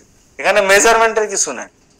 মেজারমেন্ট করা দিয়ে যেটা, সেটা আসলে কোয়ান্টিটেটিভ ভেরিয়েবল। ওই যে বলা হয়েছে না যে নিউমেরিক জিনিস হয় মেজারমেন্ট অথবা হচ্ছে কাউন্ট করে। এই পোর্শনটা হচ্ছে কাউন্টের পোর্শনে চলে গেছে, আর এটা হচ্ছে মেজারমেন্টের, ডান পাশেরটা মেজারমেন্ট পোর্শনে আসছে। তো এই যে কোয়ান্টিটেটিভ ভেরিয়েবল যেখানে সংখ্যা আছে, এটাকে আবার দুই ভাগে ভাগ করা যায়। একটা হচ্ছে ডিসক্রিট মানে পূর্ণ সংখ্যা। আপনার বয়স বছরে বলেন, এখন আপনি পূর্ণ সংখ্যায় বলেন। যদি এরকম একটা কোশ্চেন আপনাকে করা হয়, তখন আপনাকে উত্তর দিবেন 2.5 বছর। বলছি তো পূর্ণ সংখ্যায় বলেন, তাহলে এটা হচ্ছে একটা কি ডিসক্রিট। এখানে মানুষ কতজন আছেন, 2.5 জন মানুষ তো আর বলতে পারবো না, অনেকে ফাইজলামি করে বলে আর কি ক্ষেত্র বিশেষে। কিন্তু আমাদের এখানে কি পূর্ণ সংখ্যা হবে না, তাহলে এইগুলাই হচ্ছে ডিসক্রিট, মানে এটা পূর্ণ সংখ্যা। একটা সংখ্যা থেকে আরেকটা সংখ্যার মাঝখানে কিন্তু অসংখ্য সংখ্যা আছে, 1 আর 2 এর মাঝখানে অসংখ্য সংখ্যা আছে, 1.1, 1.01, 1.0001, এরকম অনেক যাইতে পারি। তো ওইগুলোতে আমরা যাব না, আমরা পূর্ণ সংখ্যা নিয়ে যখন ডিল করব তখন হচ্ছে আমার ডিসক্রিট ভেরিয়েবল। আর যদি কন্টিনিউয়াস ভেরিয়েবল হচ্ছে যে মাঝখানের অংশগুলো আমাদেরকে কনসিডার করতে হইতে পারে। যেমন আপনার হাইট কত, হ্যাঁ 5 ফিট 2 ইঞ্চি, 5 ফিট 2 ইঞ্চি, ইঞ্চিটাকে যদি আমি আবার ফিটে নিয়ে যাই তাহলে 5 পয়েন্ট সামথিং ফিট, রাইট? তো দশমিকের একটা জিনিস আছে, ওই জিনিসপত্রগুলো হইলে আমরা সেটাকে কন্টিনিউয়াস বলবো। হ্যাঁ, মার্কস অফ 10 আপনারা পরীক্ষা দিচ্ছেন, 12, 13 এরকম যদি হয় তাহলে ডিসক্রিট, 12.5 তারপরে 12.5 যদি হয় তাহলে সেটা কন্টিনিউয়াস। আচ্ছা, then level of measurement. Level of মেজারমেন্টটা হচ্ছে যে আপনাকে ওই যে মাপবো কিভাবে, এই যে ভেরিয়েবলটাকে মাপবো কিভাবে। আমরা দেখলাম না একটু আগে কোয়ালিটেটিভ ভেরিয়েবলে কি হয়, ভাগ করা হয়, তাই না? একটা নির্দিষ্ট গুণাবলী কেউ ফলো করতেছেন কিনা। এখন নির্দিষ্ট গুণাবলী গুলার দিকে যদি ভাগ করা হয় তাহলে সেটা হচ্ছে নমিনাল। জাস্ট আপনাদেরকে আলাদা করলাম বিভিন্ন গ্রুপে, এবং এই গ্রুপগুলোর মধ্যে কোনো হায়ারার্কি নাই, এ ওর থেকে ভালো, ও ওর থেকে ভালো, এই দল ওই দল থেকে ভালো, এরকম যদি কোনো ইনফরমেশন না থাকে তাহলে সেটা হচ্ছে নমিনাল স্কেল। কয়জন চশমা পরেন, কয়জন পরেন না, দুইটা গ্রুপ করলাম। এখানে কি আমি বলতে পারবো যারা চশমা পরে সেই গ্রুপ ভালো, সেই গ্রুপ খুব ইন্টেলিজেন্ট? হ্যাঁ, এখন তো বলতে পারবো না। তাহলে এটা হচ্ছে নমিনাল স্কেলে ভাগাভাগি করা। অর্ডিনাল হচ্ছে যদি আপনাদেরকে বিভিন্ন দলে ভাগ করলাম এবং সেই দলগুলোর মধ্যে একটা পারসিভড একটা হায়ারার্কি আছে। যেমন এসএসসি কমপ্লিট করে একটা গ্রুপ, এইচএসসি কমপ্লিট করে একটা গ্রুপ, বিএসসি কমপ্লিট করে একটা গ্রুপ, এমএসসি কমপ্লিট করে একটা গ্রুপ। সেই ক্ষেত্রে কি একটা কি মানে এটা কি বলবো যে সবার কাছে স্বীকৃত একটা হায়ারার্কি আছে না? একটা চাকরির জন্য যখন যাওয়া হয় তখন এসএসসি পাস, এডুকেশনের ক্ষেত্রে যদি বলি যে চাকরিটা এডুকেশনে এমফাসিস দেওয়া হয়, সেইখানে ধরেন এসএসসি পাস করা একজন একটা সার্টিফিকেট নিয়ে যে লোকটা গেছে আর এইচএসসি কমপ্লিট করা যে একটা লোক গেলে, তাহলে এইচএসসি যে লোক তাকে কি বেশি প্রাধান্য দেওয়া হবে না? তাহলে এখানে কি একটা হায়ার অর্ডার আছে না? একটা অর্ডার তো আছে। সেই ক্ষেত্রে সেটাকে আমরা বলি অর্ডিনাল। দলগতভাবে ভাগ করছি কিন্তু দলগুলোর মধ্যে একটা হায়ারার্কি আছে, আমরা একটা দলকে আরেকটা দলের উপরে রাখতে পারি বা নিচে রাখতে পারি। হ্যাঁ, আচ্ছা, এরপরের যে দুইটা জিনিস আছে ইন্টারভাল এবং রেশিও, এটা আসলে বেসিক্যালি এটা হচ্ছে আপনার কোয়ালিটেটিভ ভেরিয়েবল যে আগের স্লাইডে দেখাইছিলাম সেটা নমিনাল অর্ডিনালের মধ্যে চলে যাচ্ছে, আর কোয়ান্টিটেটিভটা মেজার করার জন্য ইন্টারভাল অথবা রেশিও স্কেল আমরা ব্যবহার করি। আচ্ছা, ইন্টারভাল এবং রেশিওটা একই জিনিস, হ্যাঁ মেজার করা হয়। যেমন হাইট, ওয়েট, এগুলো হচ্ছে ইন্টারভ্যাল এবং রেশিওর মধ্যে পড়ে, কিন্তু জিরোর একটা মাহাত্ম্য আছে। কোন কোন স্কেলে জিরোটা জিরো না। ফেসবুকে একটা মিম আছে, আমি তো আমি না। আপনারা শুনছেন এটা কখনো? হ্যাঁ, চিটাগাং ভাষার একটা মিম আছে। তো ওরকম জিরো অনেক সময় জিরো না, অ্যাকচুয়াল জিরো না। জিরো মানে কি? নাই। টেম্পারেচার জিরো মানে কি? টেম্পারেচার নাই। হ্যাঁ, এরকম তো হইতে পারে না। যখন মাইনাস যে এইসব কান্ট্রিতে, ঠান্ডার যেসব কান্ট্রিতে অনেক সময় বলেন না 0 ডিগ্রি, 0 ডিগ্রি সেলসিয়াস, তার মানে ওখানে টেম্পারেচার নাই। এই ধরনের জিনিসপত্রগুলো যেখানে রিয়েল জিরো না, তার উপরে বেস করে আমরা ইন্টারভাল এবং রেশিও দুইটা ভাগে ভাগ করছি। কিন্তু এই কনসেপ্টটা পুরনো কনসেপ্ট।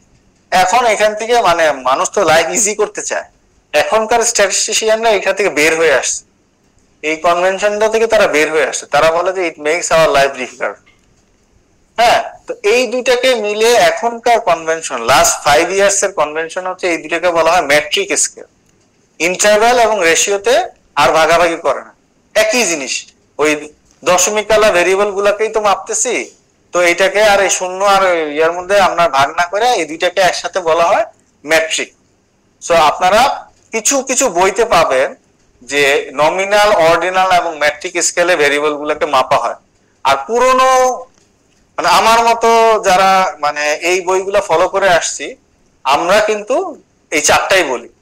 এখন যখন কথা বলতে হয় তখন পুরোটা বলাটাই ভালো, কারণ আপনি এখান থেকে আমার কাছ থেকে শুনে যখন বই ঘেটে দেখবেন যে আরে বইয়ে তো 3টা, উনি বলছে 4টা, কনফিউশন থাকার কোনো দরকার নেই। পুরোনো কনভেনশনে ছিল 4 রকমের স্কেল, নতুন কনভেনশনে হচ্ছে 3 ধরনের স্কেল। আচ্ছা, নেক্সট। আচ্ছা, একটা জাস্ট স্ন্যাপশট আপনাদের জন্য, যে নমিনালে যে ভেরিয়েবল গুলোকে মাপা হয় সেগুলোকে ক্যাটাগরাইজ করা যায়, সেখানে কোনো অর্ডার নাই। যেমন জেন্ডার, ব্লাড গ্রুপ, এ পজিটিভ, বি পজিটিভ, আমার বি পজিটিভ, আমি বেটার বলতে পারবো না, তাই না? অর্ডিনালে মাপা ভেরিয়েবল গুলোর মধ্যে কি অর্ডার আছে, কোনো ফিক্স স্কেল নাই।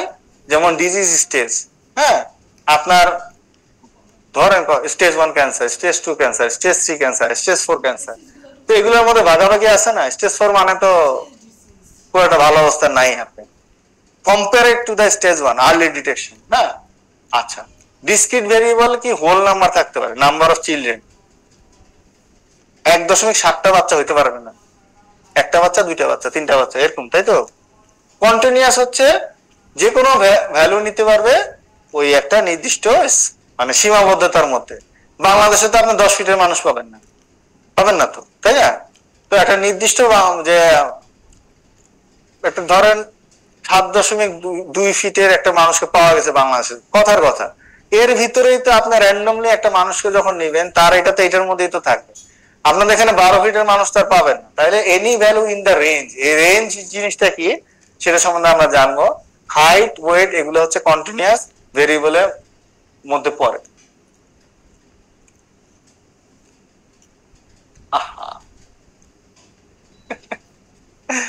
আচ্ছা, আমরা একটু এখানে একটু ব্রেইন স্টর্মিং করি, হ্যাঁ, যে আলোচনাগুলো হয়েছে আমরা একটু নিজেরা চিন্তা করি যে ডিস্ট্রিক্টস অফ বাংলাদেশ এটা যদি একটা ভেরিয়েবল হয়, এটা কি টাইপের ভেরিয়েবল?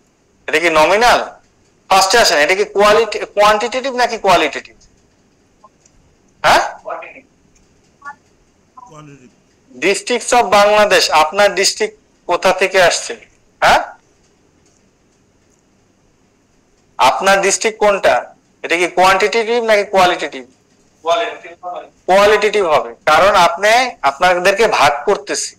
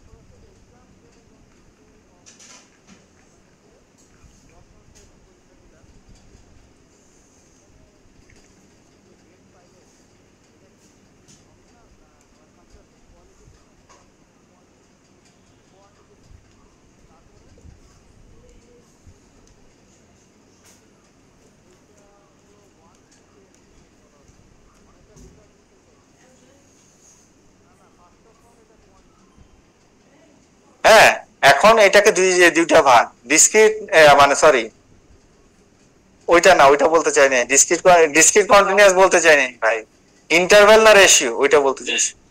হ্যাঁ, রেশিও। আচ্ছা, সবাই এগ্রি করছি? রেশিওতে কি অ্যাবসলিউট জিরো ছিল? আমরা একটু ব্যাক করি।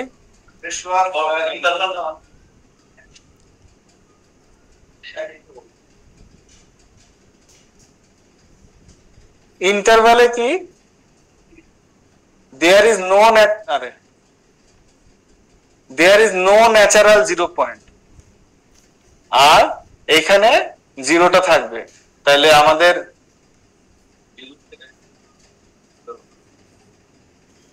exam grades on a scale of 1 to 10। আচ্ছা, ইন্টারভ্যাল ধরে নিলাম, তর্কের খাতে ধরে। মোবাইলের ফোন নাম্বার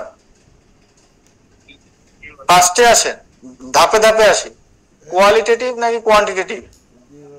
হ্যাঁ, মোবাইলের ফোন নাম্বার কোয়ান্টিটেটিভ?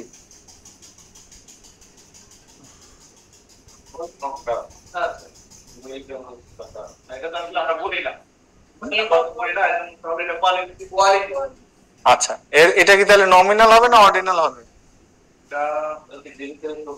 হ্যাঁ, জিরো থেকে শুরু না, জিরো থেকে শুরু কি করবে? মোবাইলের নাম্বারটা 11 ডিজিটের একটা জিনিস। আপনার রবি এলিট হইলে সেটা ডিফারেন্ট কথা, যে আপনার রবি নরমালের থেকে, যেমন গ্রামীণের ক্ষেত্রে গ্রামীণ সিগনেচার, আমি গ্রামীণ সিগনেচার, গ্রামীণ প্লাটিনাম, ওইটার মতো কোনো ভাগাভাগির কথা বলা হচ্ছে, নমিনাল হবে, রাইট? আচ্ছা, job satisfaction on scale of 1 to 5, এইটা আর এক্সামটা সেম, তাই না? স্কেলে আপনি এক্সামে যে পারফরমেন্স করলেন আর আপনার জব স্যাটিসফ্যাকশন 1 থেকে 5 এর মধ্যে মূল্যায়ন করুন। হ্যাঁ, যেখানে 5 হচ্ছে যে অত্যন্ত সন্তুষ্ট আর 1 হচ্ছে যে অত্যন্ত অসন্তুষ্ট, এরকম টাইপের। আইকিউ স্কোর যে আপনার বুদ্ধিমত্তার যে পরিমাপক, যেটা, হ্যাঁ স্কোর, তো এটা তো আপনাকে একটা পরীক্ষা দিয়ে বের করতে হবে। হ্যাঁ, একটা নাম্বার আসবে, এবং এটা হচ্ছে আইকিউ স্কোরটা হচ্ছে আপেক্ষিক একটা জিনিসের উপরে বের করা হয়, তাই না? যে একজন এটা আমি জানি না আইনস্টাইনের ক্ষেত্রে হয় কিনা, মানে একটা নির্দিষ্ট একজনের বিপরীতে আপনি আপেক্ষিকভাবে কতটা ভালো আপনার অ্যানালিটিক্যাল স্কিল বা আপনার কগনিটিভ স্কিল আছে, সেটার উপরে আইকিউ স্কোরটা হয়। হ্যাঁ, আর আইকিউ স্কোর 0 মানে কি আপনি গবেট? ব্যাপারটা তো তা না, তার মানে এখানে কোনো অ্যাবসলিউট জিরো নাই, এটাতে কোনো অ্যাবসলিউট জিরো নেই। Carbon dioxide emissions in Dhaka, Dhaka শহরের বাতাসে কার্বন ডাইঅক্সাইড ভরে গেছে, এই যে এটা যে পরিমাপকটা, এটা কি হবে? এটা তো ফার্স্টে বোঝা যাচ্ছে এটা কোয়ান্টিটেটিভ, এটা মাপতে হবে, এটা তো কোয়ালিটেটিভ হবে না, এটা তো আপনার একটা মেশিন দিয়ে মাপতে হবে, তাই না? এটাতে অ্যাবসলিউট জিরোটা আছে, জিরো মানে কোনো কার্বন ডাইঅক্সাইড নেই। আচ্ছা, living space in a square feet, আপনি কত স্কোয়ার ফিটের বাসায় বসবাস করেন, এটা কি কোয়ালিটেটিভ না কোয়ান্টিটেটিভ? কোয়ান্টিটেটিভ, ডেফিনেটলি আপনাকে মাপতে হবে, আপনাকে দৈর্ঘ্য প্রস্থ মাইপা গুণ করলে তো আপনি স্কোয়ার ফিট পাবেন, আর এখানে জিরো মানে অ্যাবসলিউট জিরো। আচ্ছা, ডিসটেন্স ফ্রম, স্লাইডটা আমার এটা আপডেট করতে হবে, and distance from home to some place, এটা কি কোয়ান্টিটেটিভ, মাপতে হবে ইন কিলোমিটার। হ্যাঁ, আচ্ছা, fat consume from lunch in gram, আপনি ঠিক আছে। এখন দেখি যে এটা কি কি ছিল। District of Bangladesh nominal, religious belief nominal, exam grades on scale 1 to 10 এটা অর্ডিনাল। আমি 5 পাইছি, আপনি 2 পাইছেন, আমি আপনার থেকে ভালো, তো অর্ডার আছে। Mobile phone number nominal, job satisfaction ordinal. হ্যাঁ, যে স্যাটিসফ্যাকশনের লেভেল অনুযায়ী আমি হয়তোবা আপনার থেকে একটু বেটার পজিশনে আছি। আইকিউ স্কোর হচ্ছে ইন্টারভ্যাল, কার্বন এমিশন হচ্ছে রেশিওতে, লিভিং স্পেস রেশিওতে, ডিসটেন্স মানে এগুলোতে অ্যাবসলিউট জিরো আছে। হ্যাঁ, আর ওইটাতে যে আইকিউ স্কোরে অ্যাবসলিউট জিরো ছিল না। আমরা সময়ের মধ্যে আছে তো না? আচ্ছা, রেশিওতে রেশিওর জিরোটা হচ্ছে যে জিরো, রেশিওতে জিরো মানে জিরো, মানে অ্যাবসোলিউট জিরো যেটা বলে। আচ্ছা, ডেসক্রিপটিভ স্ট্যাটিস্টিক্স এর একটা পোরশন হচ্ছে মেজার অফ সেন্ট্রাল টেন্ডেন্সি। আচ্ছা, আমি একটু আপনাদের ক্ষেত্রে আজকের ক্লাসটা একটু টু মাচ ইনফরমেশন মনে হবে, এটার কারণও আছে। কারণ আমাদের এই সেমিস্টারটা আমি আমাদের যে হেড অফ দ্য ডিপার্টমেন্ট যে আপা আছেন ওনার কাছ থেকে যে একটা ইনফরমেশন পাইছি যে আমরা লিমিটেড নাম্বার অফ লেকচার পাবো এই সেমিস্টারে। হ্যাঁ, আমাদের মনে একটু দেরিতে শুরু হয়েছে। আমাদের নর্মালি 14টা ক্লাস আর 2টা একটা মিড টার্ম একটা ফাইনাল, এই মিলে 16টা উইকের আমাদের এঙ্গেজমেন্ট থাকার কথা ছিল, কিন্তু মোস্ট প্রবাবলি আমরা এখন সব মিলে হয়তো বা 13টা উইক পাচ্ছি। সো কিছু কিছু ক্ষেত্রে উনি আমাকে বলছে যে ভাই আপনি মানে মার্চ করে দিয়ে। হ্যাঁ, সো নর্মালি আমি যখন ক্লাস নেই এই 71 পর্যন্ত আসি না। অন্য মানে আমি তো নর্মালি 16 সাল থেকে পড়াচ্ছি, যখন এই বেসিক স্টেটের কোনো ইয়ে থাকে আমার কখনোই কোনো ইয়েতে ফার্স্ট ক্লাসে এসে আমি ডেসক্রিপটিভ স্ট্যাটিস্টিক্স এর সেন্ট্রাল টেন্ডেন্সি পর্যন্ত আসিনি। এর আগ পর্যন্ত যা ছিল সেইটা নিয়ে আলোচনা করে ধরেন 2-2.5 ঘন্টা কাটাই দিতাম, কিন্তু আমাদের কিছু করার নাই, পরিবর্তিত অবস্থায় পরিবর্তিত কারিকুলাম নিয়ে আসলে আমাদেরকে আগায় যেতে হবে। তো মেজার অফ সেন্ট্রাল টেন্ডেন্সি নিয়ে একটু আলোচনা করব, তার আগে একটু সেন্ট্রাল টেন্ডেন্সি সম্বন্ধে একটু ধারণা নেওয়ার চেষ্টা করি। এটা যদি আক্ষরিক বাংলা করি তাহলে হচ্ছে সেন্ট্রাল মানে কি কেন্দ্র, সেন্টার কেন্দ্র, ওইখান থেকে সেন্ট্রাল কেন্দ্রীয়, টেন্ডেন্সি হচ্ছে প্রবণতা। একটু কঠিন হয়ে গেল না ওয়ার্ডটা শুনতে? কেন্দ্রীয় প্রবণতা মানেটা কি একটু বলেন তো? কেন্দ্রে এরকম একটা জিনিস থাকবে, এরকম কিছু, মানে সেন্টারে সবকিছু এরকম অনেকটা কাছাকাছি, সেন্টারের দিকে যাইতে চাওয়া। প্রবণতা মানে হচ্ছে ওই দিকের দিকে যাওয়ার যে চেষ্টাটা, আমরা যেরকম করি যে সবাই ঢাকার দিকে আসার চেষ্টা করি, ক্যাপিটাল সেন্টার, হ্যাঁ ওরকম সেম ডেটাও একই রকম ভাবে কাজ করে। ডেটাও তার সেন্টারের কাছাকাছি থাকতে পছন্দ করে। আপনি ধরেন 10,000 20,000 ডাটা নিয়ে কাজ করতেছেন, তখন ওই ডাটা পয়েন্ট গুলা তার সেন্টারের মাঝামাঝি থাকার কাজ করে। এইটা আসলে কি বলবো যে এটা একটা সিস্টেম, যেমন সোলার সিস্টেম যেরকম আছে, সূর্যকে কেন্দ্র করে আমরা সবাই ঘুরতেছি, ওরকম ডেটার মধ্যেও একটা মাঝখানে একটা পয়েন্ট আছে যার কাছাকাছি সবাই যাইতে চায়। হ্যাঁ, তো ওইটাই আমরা মাপার যে জিনিসটা এখন আলোচনা করবো সেটাই হচ্ছে মেজার অফ সেন্ট্রাল টেন্ডেন্সি। আমি খুবই ইনএফিশিয়েন্ট এই ইয়েটা ইউজ করার ব্যাপারে। আচ্ছা, আমরা এটা সম্বন্ধে আলোচনা করছি যে পপুলেশন থাকে সবাই মিলে, একটা রিপ্রেজেন্টেটিভ স্যাম্পল নেওয়া হয়, সেখান থেকে ইনফারেন্স করা হয় পপুলেশনের উপরে। আর এই স্যাম্পল নিয়ে যখন আপনি কাজ টাজ করবেন সেখানে ডিসক্রিপটিভ স্ট্যাটিস্টিক্সের পার্টটা থাকে। আর কিছু কি আছে কিনা? আচ্ছা,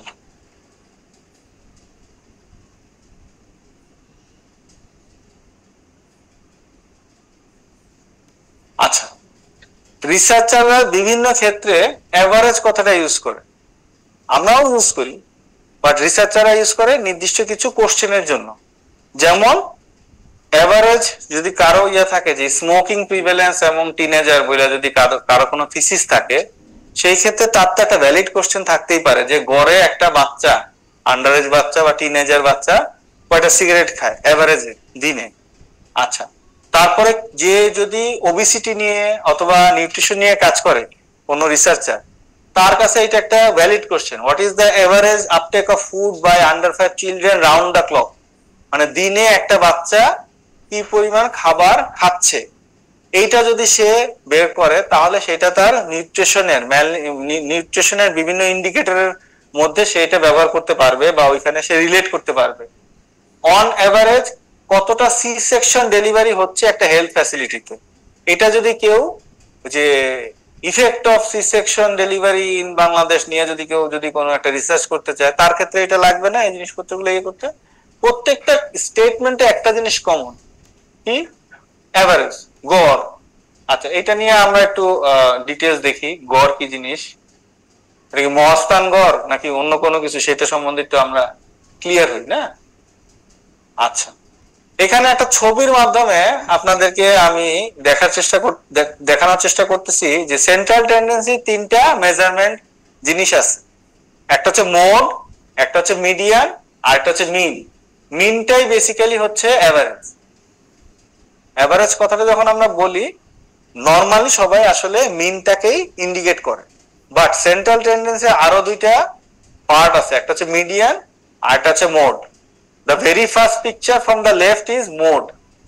আপনি একটা স্যাম্পল মানে কিছু মানুষ, আপনার কিছু সাবজেক্টকে নিলেন বা মানুষকে নিলেন, তাদেরকে যদি আপনি অ্যাসেন্ডিং অথবা ডিসেন্ডিং অর্ডারে যদি সাজান এবং আপনার যদি পয়েন্ট অফ ইন্টারেস্ট হয় হাইট যদি আপনার পয়েন্ট অফ ইন্টারেস্ট থাকে, তাহলে মোড হচ্ছে যে সবচেয়ে বেশি কমন কোন জিনিসটা,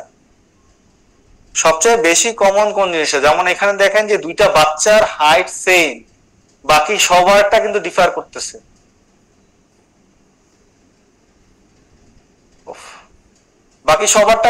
করতেছে। যে মেরুন কালারের যে দুইটা বাচ্চা তাদের হাইটটা কিন্তু এক্স্যাক্টলি সেম, ধরেন যে 3.5 ফিট, তাহলে 3.5 ফিট হচ্ছে এই ডেটা সেটের জন্য mode for the variable height. Second মাঝের পিকচারটা আসে, আপনাকে হাইট যদি আপনার পয়েন্ট অফ ইন্টারেস্ট হয়, আপনার সাবজেক্টকে অ্যাসেন্ডিং থেকে ডিসেন্ডিং অর্ডারে সাজানোর পরে একদম মিডল মোস্টে যে ভদ্রলোক বা ভদ্র মহিলা আছে বা পুরুষ বা নারী অথবা বাচ্চা বা মানে ছেলে বা মেয়ে যেই থাকে, তার যে হাইট হবে একদম মাঝামাঝি যে আছে সেটাই হচ্ছে আমার মিডিয়ান। তার মানে মিডিয়ানে যে আছে তার বাম পাশে 50% অফ দ্য ডেটা সেট থাকবে আর ডান পাশে 50% অফ দ্য ডেটা সেট থাকবে, সে থাকবে মাঝখানে। এখন কথা হচ্ছে যে এখানে কি বেজোড় স্যাম্পল না, 7 জন, ডান পাশে 3 জন বাম পাশে 3 জন, আর সবসময় কি বেজোড় সংখ্যক থাকবে? তো জোড় সংখ্যক থাকলে তখন কি করতে হবে, যে মাঝখানে যে 2 জন আছে তাদেরটা এভারেজ করতে হবে। তাদেরটা এভারেজ কি করতে হবে, যে তাদের যে হাইট সেটা যোগ করে 2 দ্বারা ভাগ করতে হবে। এই যে আপনি জেনে গেলেন, মানে 2 জনের ইন্ডিভিজুয়াল হাইট যোগ করে কতজন যোগ করছি, 2 জন, 2 দ্বারা ভাগ করছি। সেম কনসেপ্টটা হচ্ছে মিন। মিন হচ্ছে যে আপনার প্রত্যেকের ইন্ডিভিজুয়াল হাইট গুলা যোগ করে যত জনের হাইট নিলাম ততটা সংখ্যা দ্বারা ভাগ করাটাই হলো মিন বা অ্যারিথমেটিক এভারেজ বা অ্যারিথমেটিক মিন। অ্যারিথমেটিক মানে গাণিতিক, হ্যাঁ, ওই হিসাবে এটা বলা হচ্ছে। আচ্ছা,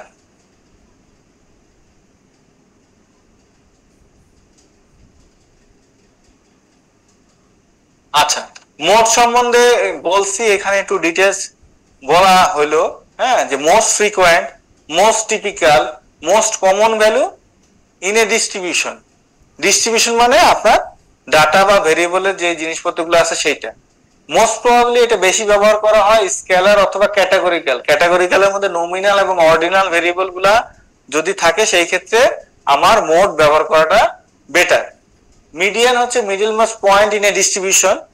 When ordinal or interval data are arranged in a order of size, it becomes possible to locate the median. আপনাকে একটা কিছুতে সাজায় নিতে হবে, এলোমেলো বিক্ষিপ্ত ভাবে আপনার যদি ডাটাটা থাকে বা মানুষজন থাকে ওই যে ওই আগের যে ছবিটার মতো, তাহলে কিন্তু আমি মিডিয়ান বের করতে পারতাম না। একটা স্পেসিফিক অর্ডারে সাজাইতে হবে, তারপরে আপনি মাঝখানের জনকে নিলে আপনি মিডিয়ানটা পাবেন। আচ্ছা, এখানে আপনাদেরকে একটা এই বইটা নিচে যে সোর্সটা দেওয়া আছে এটা খুবই মানে এটা পড়ার জন্য কারো সায়েন্টিস্ট বা খুব বেশি নলেজের দরকার নেই। এটা খুব মানে মজার ওয়েতে যদি আপনারা কনসেপ্ট গুলো জানতে চান, the cartoon guide of to statistics একটা জিনিস আছে। এখানে বিভিন্ন ছবি দিয়ে দিয়ে আসলে বোঝানোর চেষ্টা করা হচ্ছে যে স্ট্যাটিস্টিক্স কিন্তু আসলে একটা গম্ভীর সাবজেক্ট। হ্যাঁ, আপনি কি ছবি তুলতেছেন? হ্যালো, না, আপনাদেরকে স্লাইড গুলো দেওয়া হবে। হ্যাঁ, তো এটাতে সময় নষ্ট না করেন, এই আপনি স্লাইড দেখেন বা আমার কথা শুনেন। আচ্ছা, আমরা সবাই হয়তো বা ম্যাথ ব্যাকগ্রাউন্ড থেকে আসিনি। হ্যাঁ, তো ধরেন এখানে আমি যদি এরকম একটা জিনিস লিখি যে x1, এক্স এর নিচে কিন্তু 1টা একটু ছোট করে দেওয়া আছে, এটাকে বলা হয় সাবস্ক্রিপ্ট। এক্স এর সাথে নিচে একটা লেজের মতো দেওয়া আছে 1, কিন্তু এটাকে পড়তে হবে x1, x2, x3, xn, n সংখ্যক x। এই প্রত্যেকটা x কিন্তু আসলে একটা ভ্যালু দ্বারা রিপ্লেস হবে। ধরেন আপনাদেরকে নিয়ে আমি যদি এখানে x1 মানে যদি উনি হয়, ওনার একটা specific characteristics will be replaced by x1। Second যে পার্সন আছে তাকেও যদি একই ক্যারেক্টারিস্টিক্স এর কোশ্চেন করি, ওনার যে ভ্যালুটা এখানে রিপ্লেসড হবে বাই x2। এখন এই যে এখানে এই কনসেপ্টটাই দেওয়া আছে, দেখেন নিচের দিকে যদি আমি 1 এর এগেইনস্টে ডাটা ভ্যালুটা হচ্ছে x1, 2 এর এগেইনস্টে ডাটা ভ্যালুটা হচ্ছে x2, 3 এর এগেইনস্টে ডাটা ভ্যালুটা হচ্ছে x3, এরকম আমার যদি n সংখ্যক, n 5 হইতে পারে, 10 হইতে পারে, 20 হইতে পারে, 100 হইতে পারে, 300 হইতে পারে, এই জন্য একটা ধারণা দেওয়ার জন্য n একটা দিলে ওপেন এন্ডেড একটা জিনিস, এরকম করে আমরা ডাটা ভ্যালুটাকে সাজাবো। সেখান থেকে আমরা যদি ফর্মুলাতে ফেলে যদি ওই এভারেজটা বের করতে চাই, তাহলে কি হচ্ছে প্রত্যেকটা এক্স কে যোগ করতে হবে। গাণিতিক ফর্মুলায় এটাকে বলা হয় যোগ করা। এই জিনিসটার মানে হচ্ছে x1 plus x2 plus x3 plus x3, যে ডান পাশে যে জিনিসটা দেওয়া আছে সেটাকে যখন আপনি লিখবেন, rather than x1 plus x2 থেকে xn এর যোগ, একটা বড় একটা জিনিস লেখার চেয়ে আমরা সংক্ষেপে ফর্মুলা এইভাবে লিখতে পারি। যেখানে যে একটা ই এর মতো একটা জিনিস আপনারা দেখতে পাচ্ছেন বামে, সেটার নাম হচ্ছে সিগমা। এই সিম্বলটার নাম হচ্ছে সিগমা। সিগমাটাকে রিপ্রেজেন্ট করে ম্যাথমেটিক্স এর ভাষায় সামেশন। সামেশন মানে কি যোগ করা। আর এটা নিচে ইন্ডেক্স দেওয়া আছে, index i from 1 to n, তারপরে xi, তার মানে x1 থেকে xn সংখ্যক x এর যোগফল হচ্ছে এই জিনিসটা রিপ্রেজেন্ট করতেছে, যেটা ডানে। হ্যাঁ, আচ্ছা, যেমন এটাকে পড়তে হবে the sum of xi as I goes from 1 to n। এখানে দেখছেন ওই মানে ডিটেইলসটা দেওয়া আছে, যে আমরা এই জিনিসটা লেখার চেয়ে শুধুমাত্র এইটুকু দিয়ে এটাকে বোঝানো যাবে। যে ম্যাথ ব্যাকগ্রাউন্ড থেকে আসছে সে যখন এই জিনিসটা দেখবে, তার মানে বুঝছে যে আপনি এটা আসলে 1 থেকে n সংখ্যক x কে যোগ করছেন। আচ্ছা, দেন এত কিছু দেখানোর মাহাত্ম্য হচ্ছে যে এই জিনিসটাকে জাস্ট ছোট করে যাতে আমরা এটা এইভাবে লিখতে পারি। এক্স বার, এক্স এর উপরে একটা টুপি দেওয়া আছে, এক্স বার, এটা হচ্ছে এভারেজের একটা symbol of what, average of x. X value গুলা আপনি বসাবেন এখানে।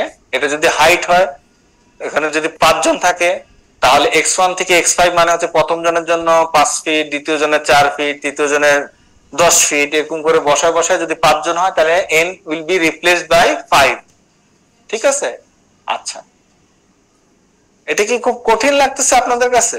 জিনিসটা কিন্তু সিম্পল, কিন্তু আপনাদেরকে এখন একটু লাগতেছে যে মানে ম্যাথমেটিক্যাল ফর্মুলায় আমরা কিভাবে এটাকে লিখতে পারি, সেই জিনিসগুলো হয়তো আপনাদেরকে রিফ্রেশ করার চেষ্টা করা হচ্ছে। আচ্ছা, এখানে আমরা যদি এটা বুঝে দেখি, একটু 2-5 মিনিট আপনাদেরকে সময় দিলাম, আপনারা এই এক্সারসাইজটা একটু করেন। এখানে কি 10 জন স্টুডেন্টের স্কোর দেওয়া আছে, আপনারা একটু ফিগার আউট করার চেষ্টা করেন যে তাদের মিন কি হইতে পারে, তাদের মিডিয়ান কি হইতে পারে, তাদের মোড কি হইতে পারে।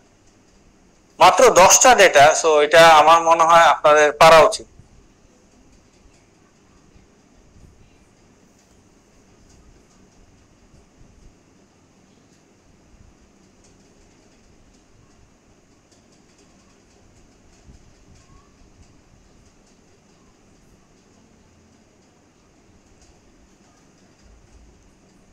এটা তো আগে ইয়ে করে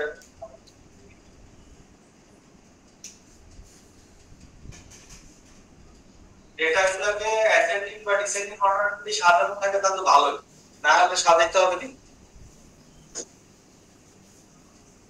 আমি এর মধ্যে ভাই আপনার নাম অবশ্যই মোহাম্মদ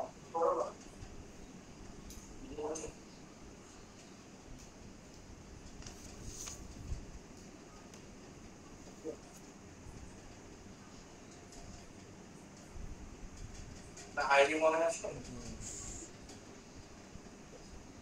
তো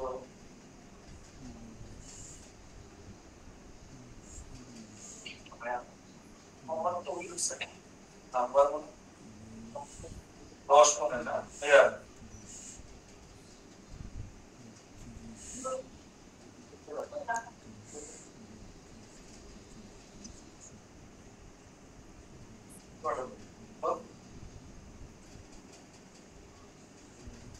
আপনারা দরকার হলে ব্রেইনস্টর্ম করেন, হ্যাঁ, একজন আরেকজনের সাথে কথা বলতে পারেন, মনে হয় শিখে গেল। অনুষ্ঠানের ব্যাপারে 48 নম্বর লাস্টে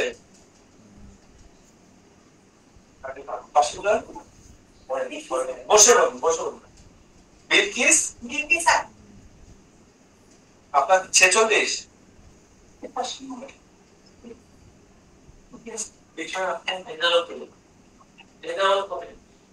রোল মনে আছে?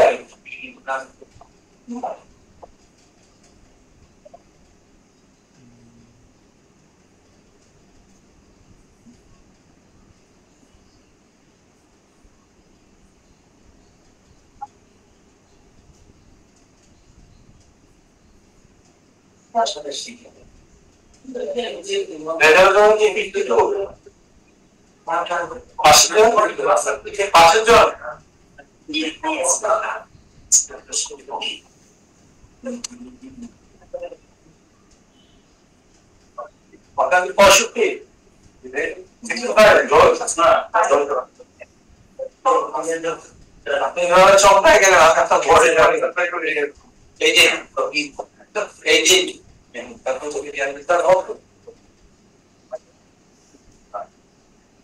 মোহাম্মদ আশরাফুল আলম সত্যি ব্যাংকে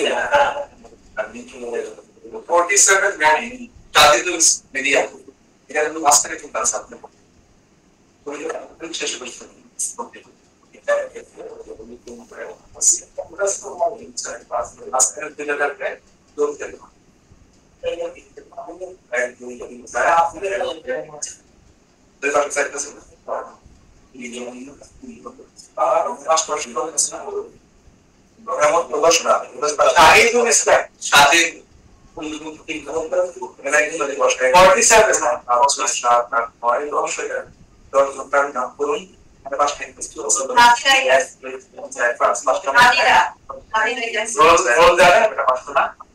মাঝখানে যে দিতে আছে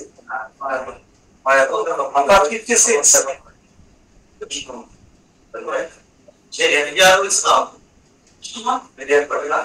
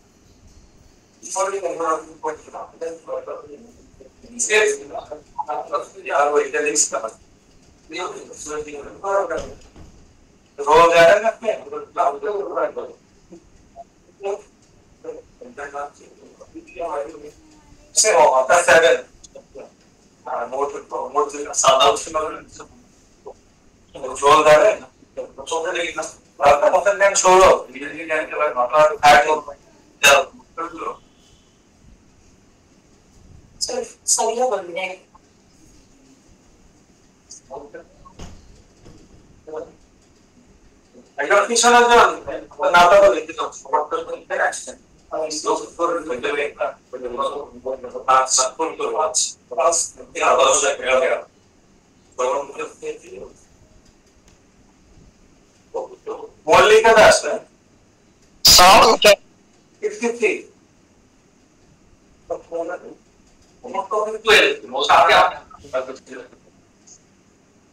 Shafi Ahmed Ali Khan 57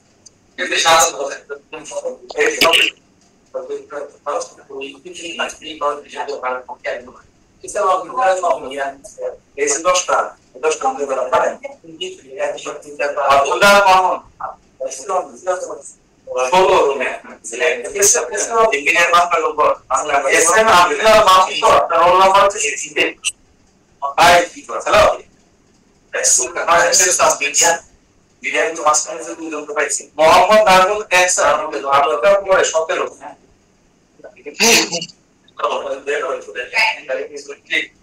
সামনে লাভ হচ্ছে তো 6 লাভ সাইকো নামটা বলে না হাসিদার জেলা 63 হাফিজ আল জিহাদ 64 হ্যাঁ 64 হচ্ছে মল্লিকা 64 আর আসিফুর রহমান 2 নাম্বার স্টেয়ার আছে তাই আচ্ছা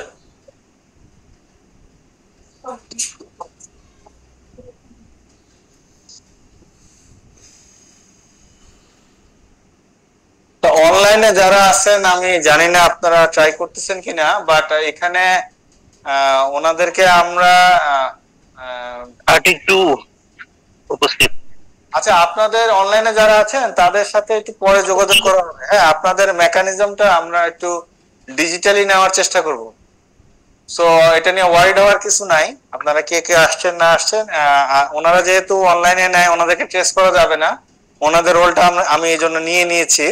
but I was informed by the department যে আপনাদের যারা অনলাইনে কানেক্ট হয়েছেন তাদেরটা অন্য কোনো মেকানিজমে ওনারা নিয়ে নিবে, সেটা নিয়ে ওয়ারিড হওয়ার কিছু নাই। আচ্ছা, আমি অনলাইনে আপনাদের কাছ থেকে একটু আগে শুনি যারা এখানে আছেন, আপনারা কেউ কি এই যে এক্সারসাইজটা ইন বিটুইন করতে পারছেন, মিন মিডিয়ান মোড বের করতে পারছেন অনলাইনের থেকে? কেউ বলেন। স্যার ট্রাই করতেছি স্যার, বাট এখন স্যার আমি চেষ্টা করছি স্যার। আচ্ছা বলেন, কত পাইছেন, মিন কত পাইছেন? 11 স্যার। আচ্ছা, আপনার নামটা একটু বলেন, আমি না আপনাকে তো দেখতে পাচ্ছি না, নামটা বলেন। আব্দুল হামিদ। আব্দুল হামিদ।